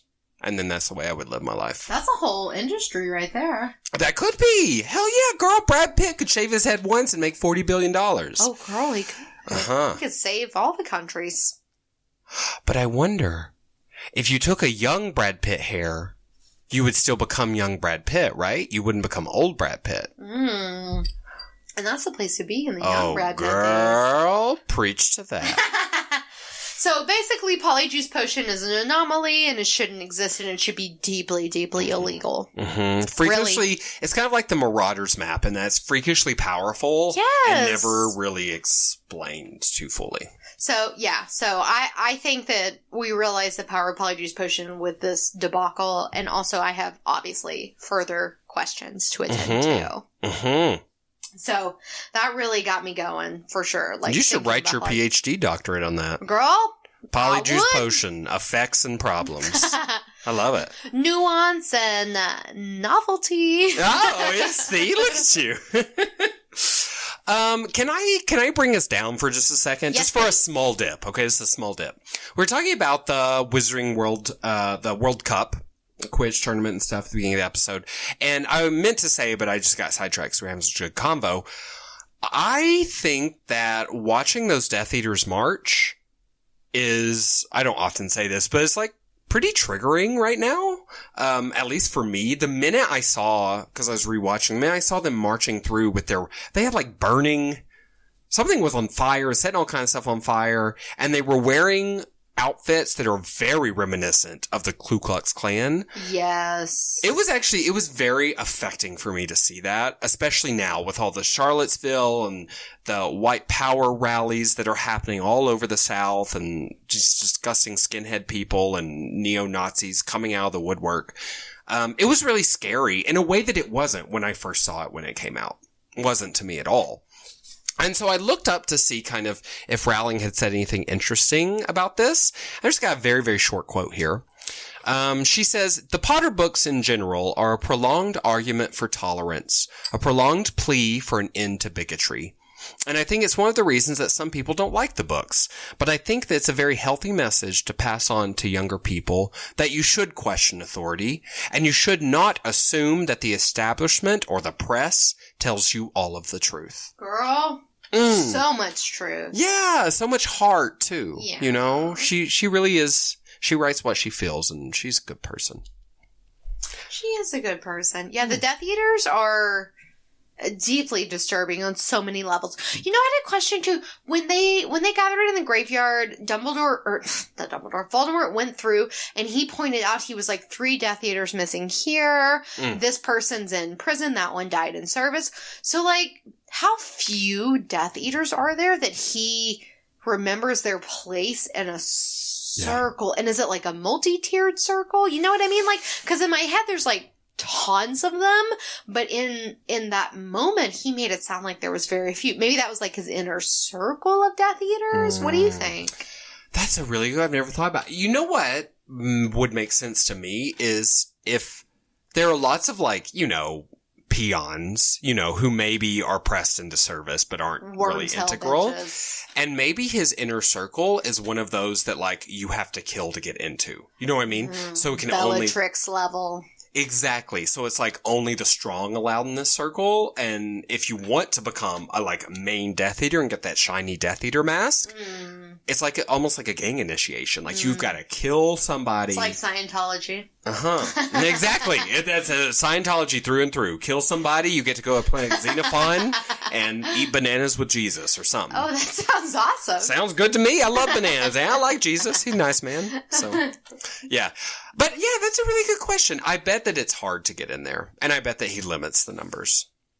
I love when he takes those masks off of people too, though. That's another fierce, like, kind of, to me, queer moment where he's like, your mask is off! And your mask is off! And then they all fall to the ground after. He's like, no one called me! It's been 6 months! I was all alone! No one called me! He super is like, where's my best friends? Everyone's the worst. Yeah! I thought we were biffers, but evidently... You're dead to me. You're dead. Like, literally, and also, you're dead to me, but also I'll kill you. Yeah, but literally murder. Yeah. Yeah, so that's fucked up for sure.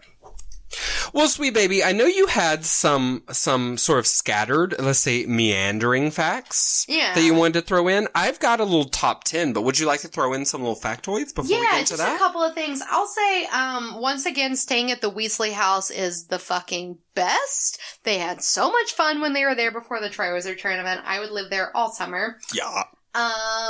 Also, the Fred and George are such businessmen. I love seeing their progression throughout this book, where they're like trying to pull their shit together. And then at the end where Harry gives them his gold winnings because he wants them to succeed. And he tells them that he wants them to do it because they could all use a laugh right now. Yeah. Which I think is so sweet. That's and so like, good. Such a good reason. And they accept it because they know it's true. Like, they don't want the money, but they're like, you know what? You're right.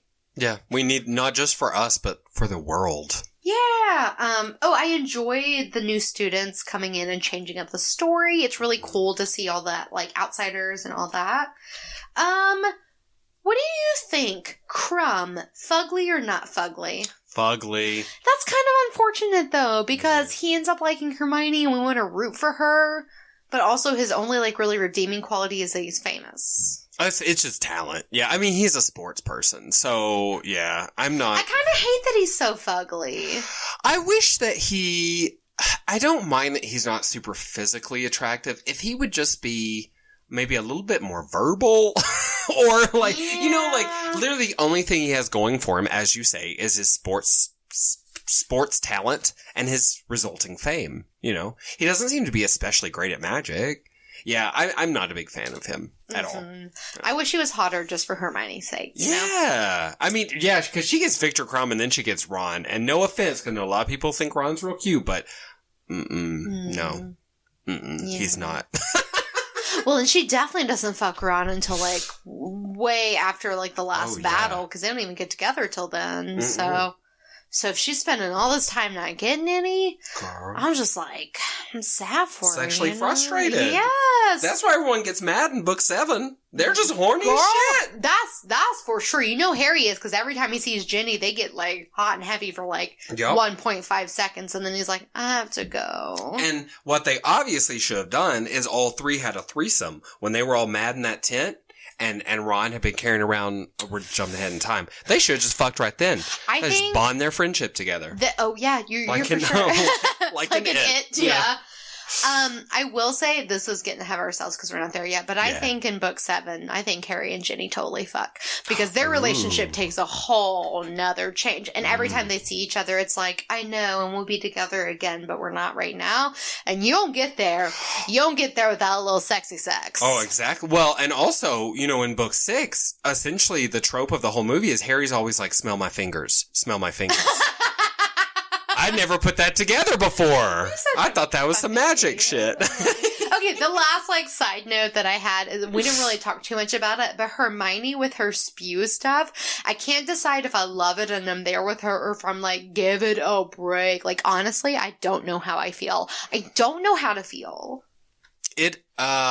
Yeah, there's some really deep issues there. Some really very deep issues, because it's so easy to be like, oh, it's what the house elves know and like, right? Mm-hmm. But that is and I think we said this before in an episode, that's the exact same argument that Southern slave owners made about black people. So, and not just them, all slave owners slaves, make that argument, no matter where they are. So, I think she's a really good person. I think, like many really good activist-y people, she becomes deeply insufferable when she's on that soapbox. But yeah, she does. But she's right. She is right. I do think she's right. She is right. Yeah. Yeah. Okay. So, thoughts on spew? Let us know how you feel. 'Cause Speaking of spew, kind of.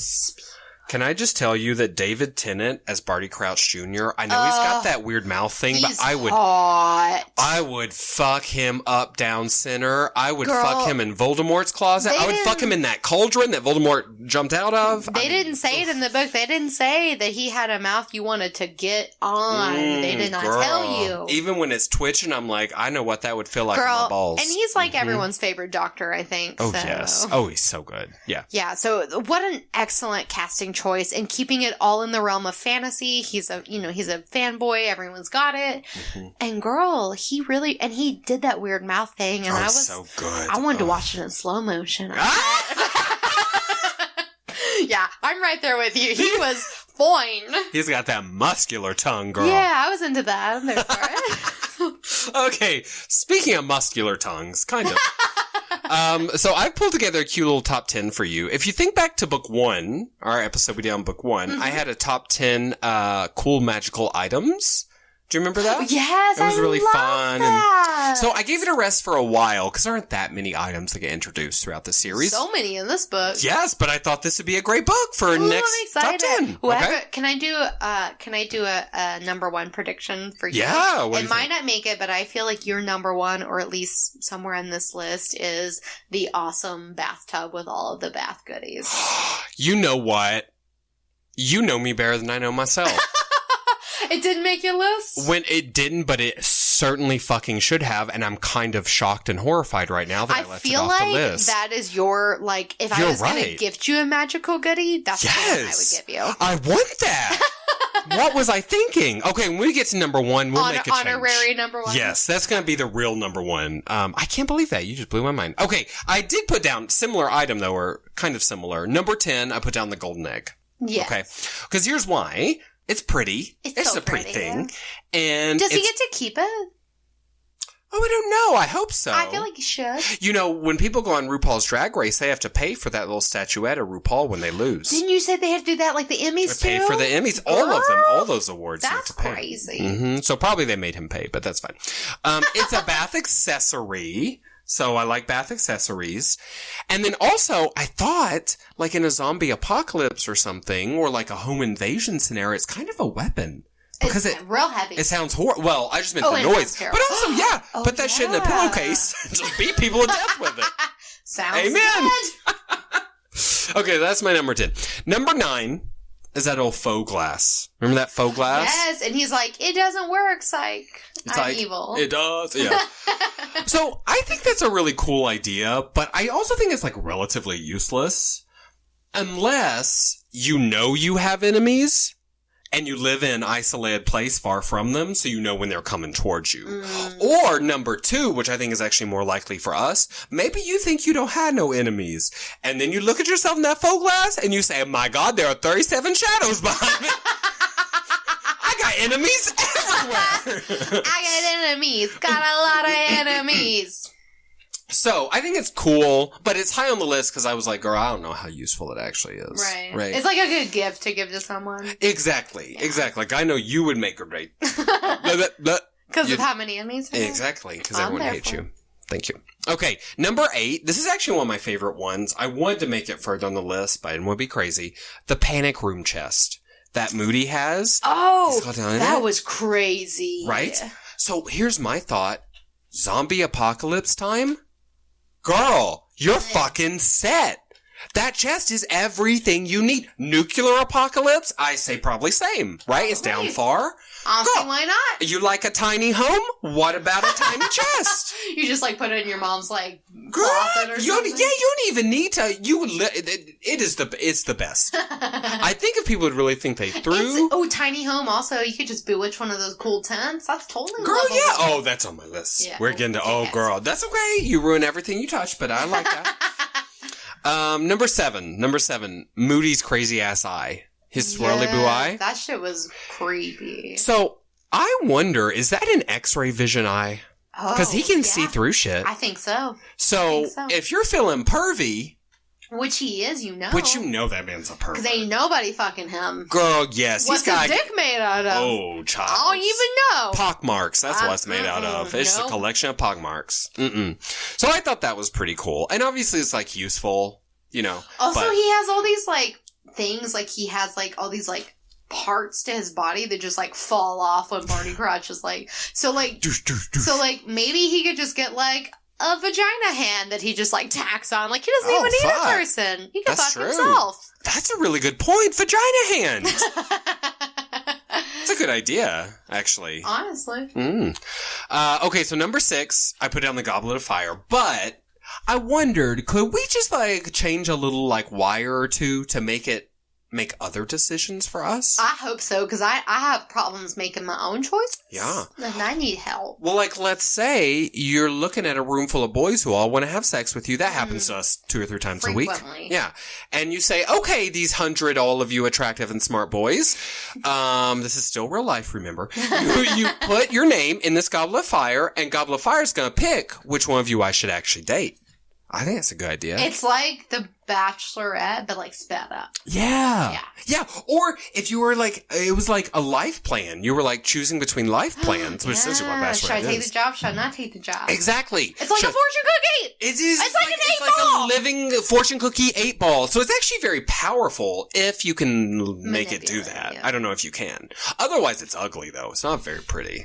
You can bejewel it. Bedazzle. Bedazzle! Well, you know about that, all that vajazzling you do. I do. Girl, I support that. It looks nice. It's pretty. It was pretty before, though. Thank you. You're welcome. Okay, number 5 is the tent that you mentioned earlier. So cool. I mean, what is there to say? That's just obviously fucking amazing. Yeah, and perfect. It's like one of the things like I legit want to own. Mm-hmm. Oh, it's like... Oh, the Buick was like that. The Flying Buick, too. Yeah, it was smaller. Spacious. Bigger on the inside than it should have been. So, okay. Number 4, that silver hand that Wormtail gets. Yeah. Okay? Yeah. So here's what I was thinking. Better than, say, Jamie Lannister's Next hands. level Jamie Lannister. Right, yeah. Because Jamie Lannister's hand just don't do nothing. He can't even hold a sword. No, he can't do nothing with that hand. But that silver hand does everything, and it's invulnerable, and it's strong. Remember when he powders something just by, like, rubbing it? Yeah. Do you remember the downside of that silver hand, though? He lost his regular hand? Well, that's the downside, yeah. That fell kerplunk into the cauldron. But no, if he does anything against Voldemort, it chokes him out. That hand will choke him out. Choke him to death. That's real bad. You take the good, you take the bad. It's facts of life, girl. Okay. Number 3. We're almost there. Port keys. This is our first introduction to Porkies. I was into Porkies. Yeah. Yeah. Well, I'm into them, except for two problems. I think they're useful, which is why they're so far down the list. But two problems I have. First, that description of a Porky as like feeling like there's a hook behind your navel. It did sound uncomfortable. Oh, that hurts I don't like that. That hurts my feelings. Problem? Yeah, I don't like that. And number two, a piece of trash. Ew. I'm not into that. Ew.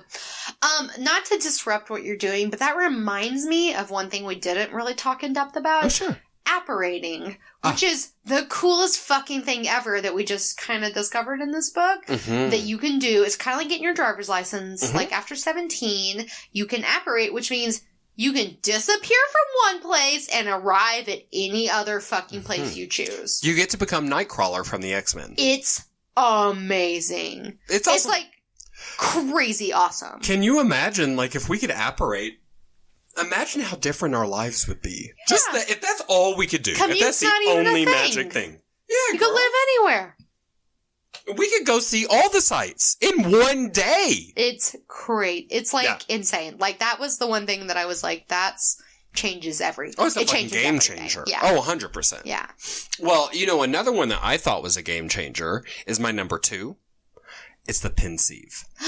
Yeah. Because think about this. Trauma. Yeah. Right? Things that you feel pain about or guilt about, or you would just like to forget. You want to pull an Eternal Sunshine of the Spotless Mind and erase Jim Carrey. Do it. Girl, erase Jim Carrey right out your brain. You don't need that man no more. You go back to the pensieve and you just look in there. Yeah.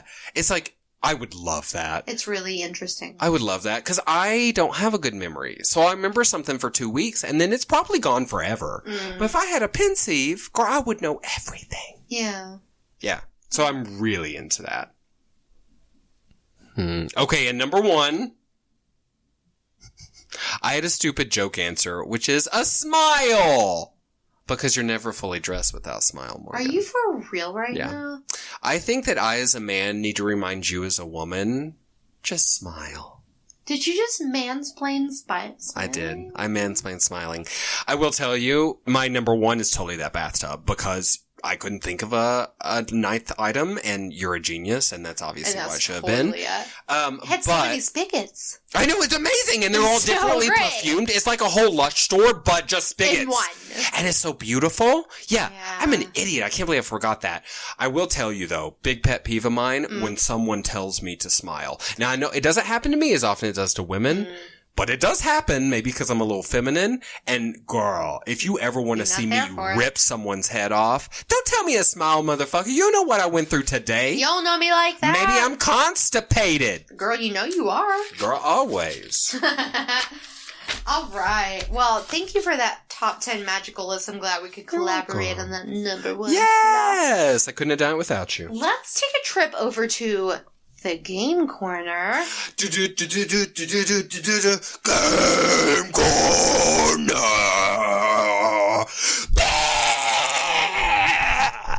Games! Ding! So that's definitely our newly minted song. Yep. So we have prepared just kind of a couple of games to kind of like round out our Goblet of Fire talk. Like, what are the fun little bits we took away, right? Bits and bobs. Okay, why don't you get us started with a 2 truths and a lie? Well, you know what I just realized? We done talked about my 2 truths and a lie. Well, I'm so sorry. I'm a big failure, and I hate myself, though not as much as I hate you.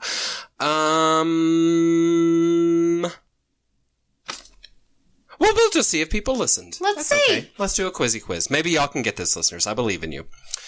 Goblet of Fire was the only movie not to feature Mrs. Weasley. True or not true? Who knows? Who knows?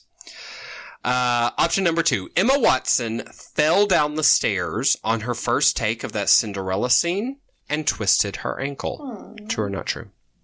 Last option. Goblet of Fire was the first of the Harry Potter movies to be rated PG-13. We legit covered covered everything. So the Mrs. Weasley one, she was not featured. So good, you know that one. So that's true. Yeah, that's true. And then you said the second one is Hermione fell down the stairs. On her Cinderella scene and twisted her ankle. And the third one you said it was PG-13. So that's true. So the middle one's not true. That's right. But I thought I read she did twist her ankle. Was it a different thing? She fell. This is how sneaky this one gets. She fell, but she did not twist her ankle. Oh, she just made a dummy. Can you imagine how embarrassing that was for her? I mean, well, maybe not, but I would be real embarrassed. Yeah, she bounced back fast. Ooh. Okay, so yours are probably going to be significantly harder than mine. Well, we'll see. Let's see. The year this book takes place, which is 1994, is the first year the Goblet of Fire was used for choosing the champions in the Triwizard tournaments. Okay. Very first time they ever used it. Sounds false, but I'm going to go with it. Okay, second thing. The total number of students who entered their name in the Goblet for Hogwarts champion consideration was only 7. Only 7 students entered their name. Wow. Could be. It's dangerous.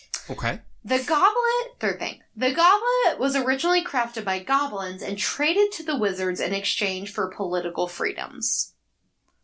So, is it either the very first year the goblet was used in the Triwizard Tournament? Okay. Did only 7 students enter from Hogwarts? Or I don't know, the goblet was originally crafted by goblins? I believe it was probably crafted by goblins. I'm a little unsure about the first 2, but I'm going to go with the first one is false. It was not the first year they pulled names from the Goblet of Fire. It was, actually. What the fuck? Yeah, they had never used it before, and I couldn't find any... What? She hasn't fleshed it out enough to say, like, what did they used to use to choose? Anyways. The total number of students who entered their name in the Goblet, including the Weasley twins, was only 7. Only that 7 students. Isn't that crazy? That's crazy. So the last one's false. So the I just made that one up. Oh, it sounded real. I know. Good job, Morgie. Because I'm a winner. You're a wiener. I'm a wiener. Okay. She's a wiener. So you didn't crush that game. No, I didn't. But you did. I have crafted a game that you absolutely cannot fail at. Okay. We're going to do a little round of which one? Which one? Which one? Oh, which one? Yeah. Oh. Okay. So I'm going to just ask you a series of choices, and you're just going to tell me which one. Okay, I got you. Champion or spectator? Which one? Spectator. Yeah, it's easier. Mm-hmm. Yeah, I have no interest in all that. And you don't win nothing really anyway. What the fuck is the point? All you do is get to skip finals. I love finals. Oh, no, you win all that. You win 1,000 galleons. Oh, I guess that's true. Yeah. Which I think brings up the question, how rich as fuck is Harry Potter that he doesn't even need 1,000 galleons? Exactly. Like, it's nothing. So, like, we're going to talk about this later, I think, but, like, how rich is he for real? Because Jenny's about to have her life change. I'm talking like Princess Diary style. Mm-hmm. Princess of Moldovia, whatever it's called. Genovia. Yeah, you're so good. Bulgaria or Ireland? Which one? Bulgaria, because Vila are better than leprechauns. Oh, totally. That's the only reason for me, really. Victor Crumb or Ron Weasley? Which one? Neither's really a winner for me. I guess Ron. I know him better. I think so too. Yeah, at least he can speak. Cho Chang or Ginny Weasley? Ginny Weasley. Oh, girl. Mm-hmm. Snap, you know snap. me. I can't be doing no Cho fucking Chang. Or fucking Cho Chang. I can't be doing no fucking Cho Chang. Dobby or Winky? No, definitely Dobby, because Winky's a bit much, but I don't think she deserved to be cut altogether either. Yeah, I think her sadness is affecting. House elves or goblins? Ooh, house elves. Goblins creep me the hell out. But they got that money. They do got that money, but house elves got that powerful magic. Uh-huh. Charlie or Bill Weasley, that is. Let's see. Charlie's the dragon hunter guy. Bill is working with Gringotts somewhere in Egypt or something. I think Charlie. He's more of a rebel. She describes his hands as being like covered in like a thin layer of burns. So they're like really rugged when they shake Harry's hands. And it just like, there's something about it, you know? Also, I think Charlie's played by Domhnall Gleeson. And I'm intrinsically all about his face. Yes. So, you know, I'm there for it. Rough hands. Those rough hands. They really speak to me. Me too. Dragon Challenge or Mermaid Challenge?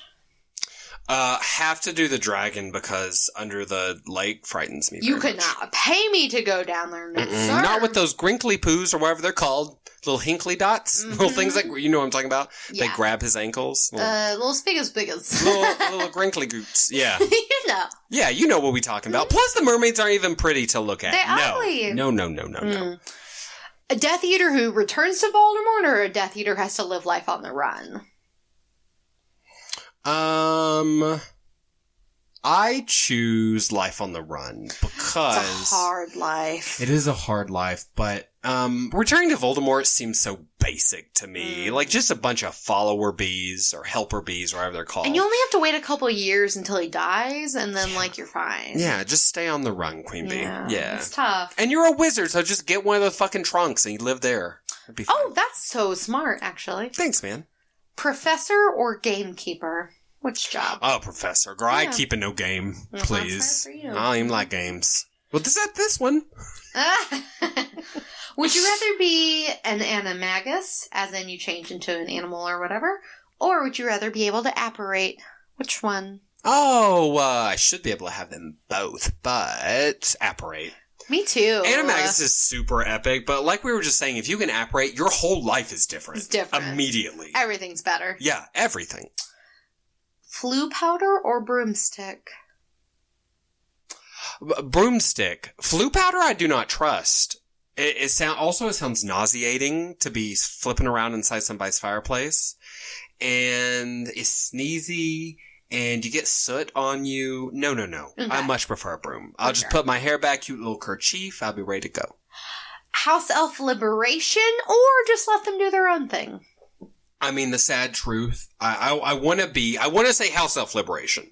Me, knowing me, I'll probably let them do their own thing. But I think I should fight for their Yeah, you should fight the good fight. But Yes. you also like warm meat pies on a cloudy day. Girl, who doesn't like a warm meat pie? You just make a little hole in it, you take it into your bedroom. Oh, girl! and you eat it, girl, you eat it. You just do it With like a your little dick. fit. Oh, you're too much. I know, I'm Okay, gross. last question. Okay. So say you're eternally dead and floating through like the ethereal world and you're going to be reborn and you need blood. Do you use the blood of your eternal sworn enemy or like literally the blood of any other person, which would totally suffice for the ritual? Which one? Literally any other person would have sufficed. But I would like to bring in the one person who's beaten me before. It just makes sense to my villain brain. Yeah, I would definitely just pull some random Joe Schmo off the street. Also, his pulling Harry in ended up being part of his downfall, but it's just, he fucked himself 12 ways sideways. Like they always do, just like a Bond villain. Literally any other person. Anyways. It's like, turn off the lasers, turn off the lava flow, and just shoot him in the head. Girl, Voldemort, do it. stop trying to be fancy. Ugh, he's Shit. so extra. He is extra. And he's Diva drama such a queen. drama queen with So this whole dramatic. ritual, and he wants Harry to watch. And then, of course, he has to explain. He's like, Wormtail, tell him what you're doing. Right? It's so dramatic. Anyway. You know what I would really want to see? I want to see Wormtail and Voldemort hosting a cooking show. Wouldn't that be amazing?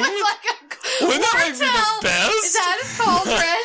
Voldemort's like a tiny, decrepit person. And he's just like Gross baby shouting thing. instructions. And he's like, I said turn it clockwise, Wormtail. More salt! Tarragon! Not rosemary, you idiot! And of course, he shouts unforgivable curses at him, causes him immense pain. Wormtail's like, we'll be right back after this commercial message. Can you imagine the horrible fucking winter stew Oh my god, that they would make together? We have two solid things to adapt. Satan. Yes! Satan and like his general demonness, and then also the Voldemort Wormtail cooking hour. It's a really good idea. I'm gonna write this down. If Martha Stewart and Snoop Dogg can make this show, which I actually really like that show, then certainly Voldemort and Wormtail have a chance. That's hilarious. I'm obsessed with that. Parsnips, not carrots, you idiot! That's a good idea. Oh, it's so funny. Okay, that's amazing. I'm writing that down, and you're going to take us to our next little gamey game. Ooh, it's my turn. Get out of the driver's seat. I'm driving. Do it. So I've got a little game for you, Morgie. It's called Rival Schools. Ooh, I like it. So you may or may not be aware, well, actually, I know you're aware, but some people may not be aware that there are actually 11 different wizarding schools in the Harry Potter universe. That's insane. Isn't it? So now we know about 8 of those schools so far, and I can including only Hogwarts. name 4 of them off the top of my head. This is going to be fun then. I had to research on Pottermore. I did not know this at all. So I could only have named 2. So I'm okay. 4. No, I see your 4. Okay, but we'll learn a lot together. So I'll read you a little hint, and you try to guess which school I'm talking about, and also if you have a guess, where in the world it's located, which country. Okay. Students from this school play a version of Quidditch on uprooted trees instead of broomsticks. Oh. I think that's a school I don't know of. Probably not. It's not one I knew of. It's the Russian school. Okay, what's it called? Good question. Called Ovstorets. Okay. I think. Ooh, okay. Okay, next time, maybe tell me what the school's called, and I can try to think of the place if I don't know what it is. Oh, okay, we can do it, because you could have guessed that from Cold Silver. Okay, we'll do that, Okay. This institution has a reputation for dueling and all forms of martial magic, and no one knows where it is located. Is it Durmstrang? It sure enough is. I think Durmstrang is it's in, like, Slovakia, or, like, Bulgaria. Well, see, now, I used to think it was in, I thought it was in Russia at first because of the fur that it's the way they look. Furs. So we know it's maybe some coldish. The guesses online were like Scandinavia, like that kind of like area. Greenland or something. But it's a boat. So, we've seen their ship. Yeah. And I think that is their school, is that ship. So they can go all places. That's also, by the way, that's where they teach that. They just teach dark arts. Yeah. So, that's where they let the likes of Karkaroff in. With his teeths, please. Girl. I'm not the one. This magical school was founded in the 17th century and sorts its students into 4 houses, just like Hogwarts. Ilvermorny. Yes! Good for you, Queen. Do you remember what state that's in North America? I wouldn't have known this, but it tracks. Is it in Boston? It's in Massachusetts. Yeah, because of course Salem and all that. Bonus, points don't matter, but still, can you name the 4 houses? Oh Lord, no, not even a little. It's the Horned Serpent, the Wampus Panther, the Thunderbird, and the Puckwudgie houses. Oh God, I don't know which one I am. You're the Wampus Puckwudgie bird. Yeah. You don't fit in. Oh, no. No, baby. I think the Horned Serpent's like Slytherin. Wampus Panther is like, Hufflepuff. Thunderbird is Ravenclaw. And Puckwudgie is, I guess, Gryffindor? I guess so. Maybe Thunder. I don't know. It doesn't matter. People, if you know, look it up and tell us. Tell us. Let us know. I've heard some people talk about, using those Native American animals and names. Yeah.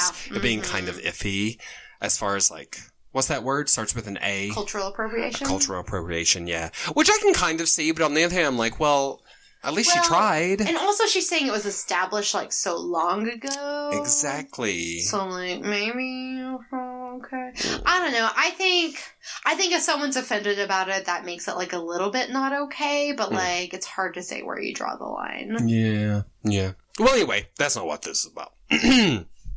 Nicholas and Pernell Flamel met at this academy, surrounded by students from Portugal, Belgium, Spain, and France. Beauxbatons? Yeah, Beauxbaton. I didn't know they let dudes in. Yeah, I guess, yeah. They only brought ladies to the tournament. Maybe. No, they didn't. That's a lie. They brought dudes. Were there dudes there? Yeah. Oh, okay. Only in the movie there was just girls, I think. In the book there were boys. Oh, okay. Pretty sure. Yeah, they fell in love there. The Flamels did. I love that. And is it in, the south of France? It's in the Pyrenees, up in the mountains. Mm-hmm. Okay, so this one I'd never heard of.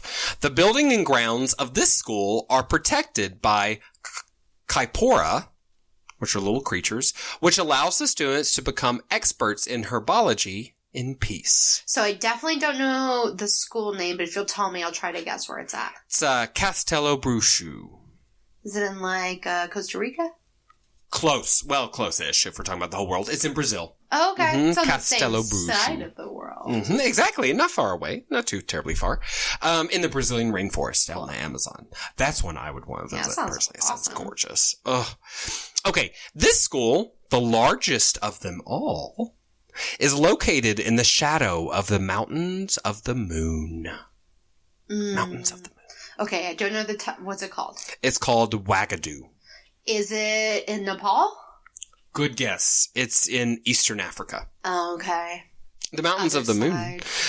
Lang Lang is, well, at least all the Lang Lang that Lush Cosmetics uses, is from the shadow of the Mountains of the Moon. Oh, so maybe they grow it at Wagadu. Nice. Mm-hmm. So that's the biggest school. That's awesome. Mm-hmm. Okay, last one that we know about. This is the smallest of the Big 11 wizarding schools. Students begin attending at age 7, and they wear robes that change colors as they learn more. Oh, that's awesome. Isn't that great? I know, it's so cool. It's called, you don't know this one, do you? Oh, it's called Mahut Akoro. Mahut Akoro. I'm probably saying that wrong. Okay. Is it on, like, Papua New Guinea? It's Italy? I just tried to mime chopsticks with 2 fingers. It's in Asia. Yes. Okay, so is it in Thailand? Close. Japan. Oh, fuck. Yeah. Yeah, it's hard though. How would you know? It's hard. How would you know? So we've got, just to run through, Russia, maybe Scandinavia, North America, France, Brazil, Eastern Africa, and Japan, as well as, of course, Scotland, where Hogwarts is. We've got 3 more schools left. Where do you think they are? You said Thailand. I think that's a possibility. Maybe. They don't have, like, it'd be funny if there was, like, a Canadian school and they were, like, super Canadian. There's not, like, a Central America school. Brazil's pretty south in South America. It is. Oh, quite. And they don't have anything over there for the babies in the Australia area, so they might could put one on Papua New Guinea. I think Papua New Guinea would be great. Mm-hmm. I was thinking, perhaps India?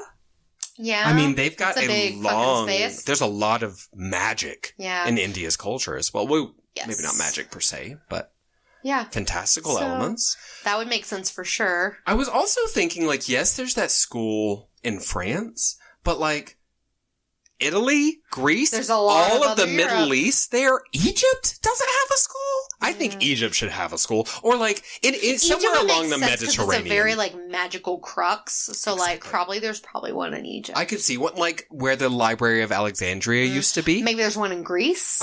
Greece would be a great place. Mm-hmm. Mm-hmm. There's tons of magic there. Mm-hmm. So, like, somewhere around the Mediterranean, I think we gotta have one. For sure. And then, I was thinking maybe one at the North or South Poles. What if there's one just, like, in the middle of the ocean somewhere? Great idea. Like a magical floating island that you can't even see. Oh, yeah, and there's so much power and magic in the ocean, and like, maybe in Atlantis. There's one under the ocean. It's Atlantis! Copyright Beauty and the Beast. Don't come for us, Rowling. Don't fuck with us now. Don't fuck with us. Interesting. Cool. I'm really glad we could work through that. I feel really good about that. Yeah. Speaking of Rowling not fucking us. Oh. Did you have one last game for us? I do. So I've just got a little trio of Marry, Fuck, Kills. Nothing big. Morgan. You got Peter Pettigrew, Nagini, and Barty Crouch Jr. You got 3 Death Eaters to choose from here. Nagini? Mm-hmm. And Barty Crouch Jr.? Barty Crouch Jr. and a Wormtail.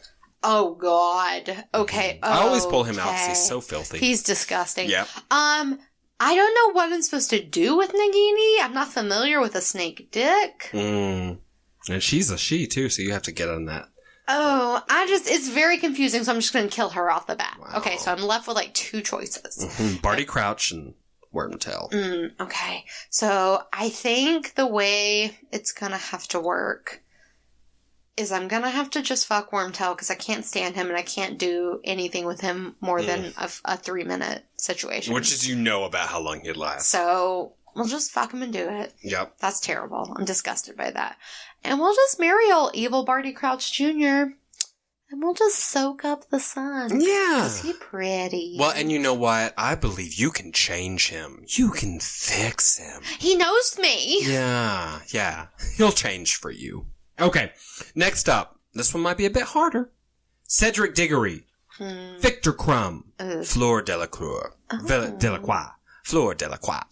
Is that her name? Delacroix. I don't know her fucking name. And in this world, Cedric not dead. No. Cedric fully live. So, I'm gonna kill Crumb. Uh-huh. I'm gonna fuck Fleur. What's her name? Fleur. I'm gonna fuck her. And then She's pretty. Mm-hmm. And then I'm gonna marry Cedric, because he just seems like the kind of dude that you would be, like, proud to be married to. And also, he would treat you right. He's a stand-up guy. He's a stand-up gentleman. I love that man. And I'll let him put a ring on it. Yes. Okay. Last one.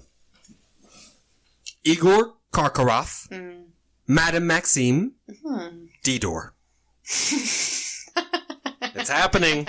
Something people say. Oh, this is how... First of all, Karkaroff's dead. Yep. He's dead. Yeah. He's done. Just done. Yeah. Interesting with the Madame Maxime proposition, because I ain't never been with a giant. And gosh, she would throw you around. Might be terrible, might be awesome. Could be great. I'm a fucker. Yeah. You go for it, girl. Get in there, see what it's all about. Yep. And then I'm going to marry Dumbledore. Yeah. Because I think he would be like a loving companion. And though he's deeply gay, and I would be the beard situation. Yeah. We would have riveting conversation, and he would look the other way while he pops a chocolate caramel in his mouth and let me live my life. You can be off fucking Peter Pettigrew and Madame Maxime and Fleur, and he won't even notice. And that's gonna be fine. That's gonna be fine. That's my life. I support it. I'm there for it. Good job, Morgie. I think you made your way through that very difficult game with ease. Very difficult. Yeah, it was impressive. All right. Well, thank you for bringing those choices to the table. And thank you guys for tuning in today to talk about the Goblet of Fire. We know you have so many feelings about it. We know we do. So many to process. So thank you for processing empty with now. us. I feel like I just poured my feelings out onto the internet. If you guys are looking for something else to snag your attention, we like to just give a plug to something that we love that's happening right now. Mick, what do you want to plug? Well, I saw this random movie, and to me this is a really fun plug, but maybe everyone else knows about this movie. It's called Young Ones. Did you see that? No, I did not. Oh, fantastic. You watch a lot of movies, so that makes me feel good. Maybe I found something good. So it's a 2014 sort of dystopic sci-fi film about America. I don't know, maybe let's say 100 years in the future. Hard for me to tell. It stars Nicholas Hoult. Okay. Who I He's just sexy. Oh God, I love him. He's so good. Elle Fanning, isn't it? I like her too. I like her too. She's so good. And then the newcomer to this cast, at least for me, he's a little guy named Cody Smith McPhee. He's got the most beautiful eyes, and he's kind of like the protagonist in this story. But essentially, the problem is there's no water, so everything has become very like wasteland, like Fallout. It's kind of like Fallout, but everyone's focused on water, if you know the game Fallout. And so they have to fight to get this water, and there are all these weird, like, machinations going on. They've got this farm that's essentially useless because there's no water for it. And then it is a really weird, like, artsy film. It's not just a cut and dry bullshit blockbuster film. It's quite beautiful. It's maybe a little heavy-handed sometimes, but I thought it was very affecting, and I did not see the twist. Oh, girl. They got you. Yeah, so I found it on Amazon Prime. By the time you guys hear this, who knows where it'll be. But I would say look it up. I enjoyed it. And Nicholas Hoult is as fine as you want him to be. The Young Ones? Yes, the Young Ones. Nice. Just called Young Ones. Check that out. For sure. Yeah, what about you, Morgie? What you plugging this week? It just escaped my head. What was I gonna plug? Ooh, hair plugs. God. Oh, no. Hair plugs. Shoulder reduction surgery. No. Oh my God, I can't believe I forgot. I should have written it down. That surgery where they cut off your toes and put them in place of your fingers so you have feet hands. No, that can't be it. You give 2 toes up. No. Yeah. Well, in lieu of the thing that I was definitely going to plug that I can't remember, I will... Oh, no, I remembered. Oh, good. I'm going to plug Book Riots. Ooh, what's that? Book Riot is this website that's dedicated to just all things book information. Articles about book adjacent things, upcoming information, book reviews. freebies, like things you can enter, and they also send you newsletters. Bookright is like one of my top sources for book information, which I use in my work, like the stuff I do for work. I had to like be on the up and up, and so I would be dead without Bookright because they tell me so much info, and I'm currently waiting to hear back if they want to accept me to be a freelancer. Ooh. It's not looking good because they have not responded, but that's okay, no shade, because I love Bookright, and it would be an honor to write for them because I read that every day. So check out the website Bookright and subscribe to their newsletters. That sounds awesome. Yeah, we'll have all the links, of course, for our plugs at the bottom of the show notes. Bookright. Also, in the meantime, you guys can follow us on Instagram and Facebook. We're at B&Bcast, or check out our blog. Boop, boop. It's bnbcast.wordpress.com. And please shoot us an email if you want, beautyandthebee@gmail.com, or hit us up everywhere. We're always doing all the awesome things. Yeah, Morgan's gonna have a booth at a craft fair next week, and she takes corn cobs and makes them into toilet paper holders. And you should come by her booth. I really No, that was obvious, but I wanted to go even like less useful, you know? Toilet paper holders. Yeah, I really support your crafting. So that's some Rita Skeeter facts for you guys. And in the meantime, we'll just be prepping for that next app, babies. Hey, baby. Thank you for listening. We love you. Bye, baby. Bye-bye. Mwah.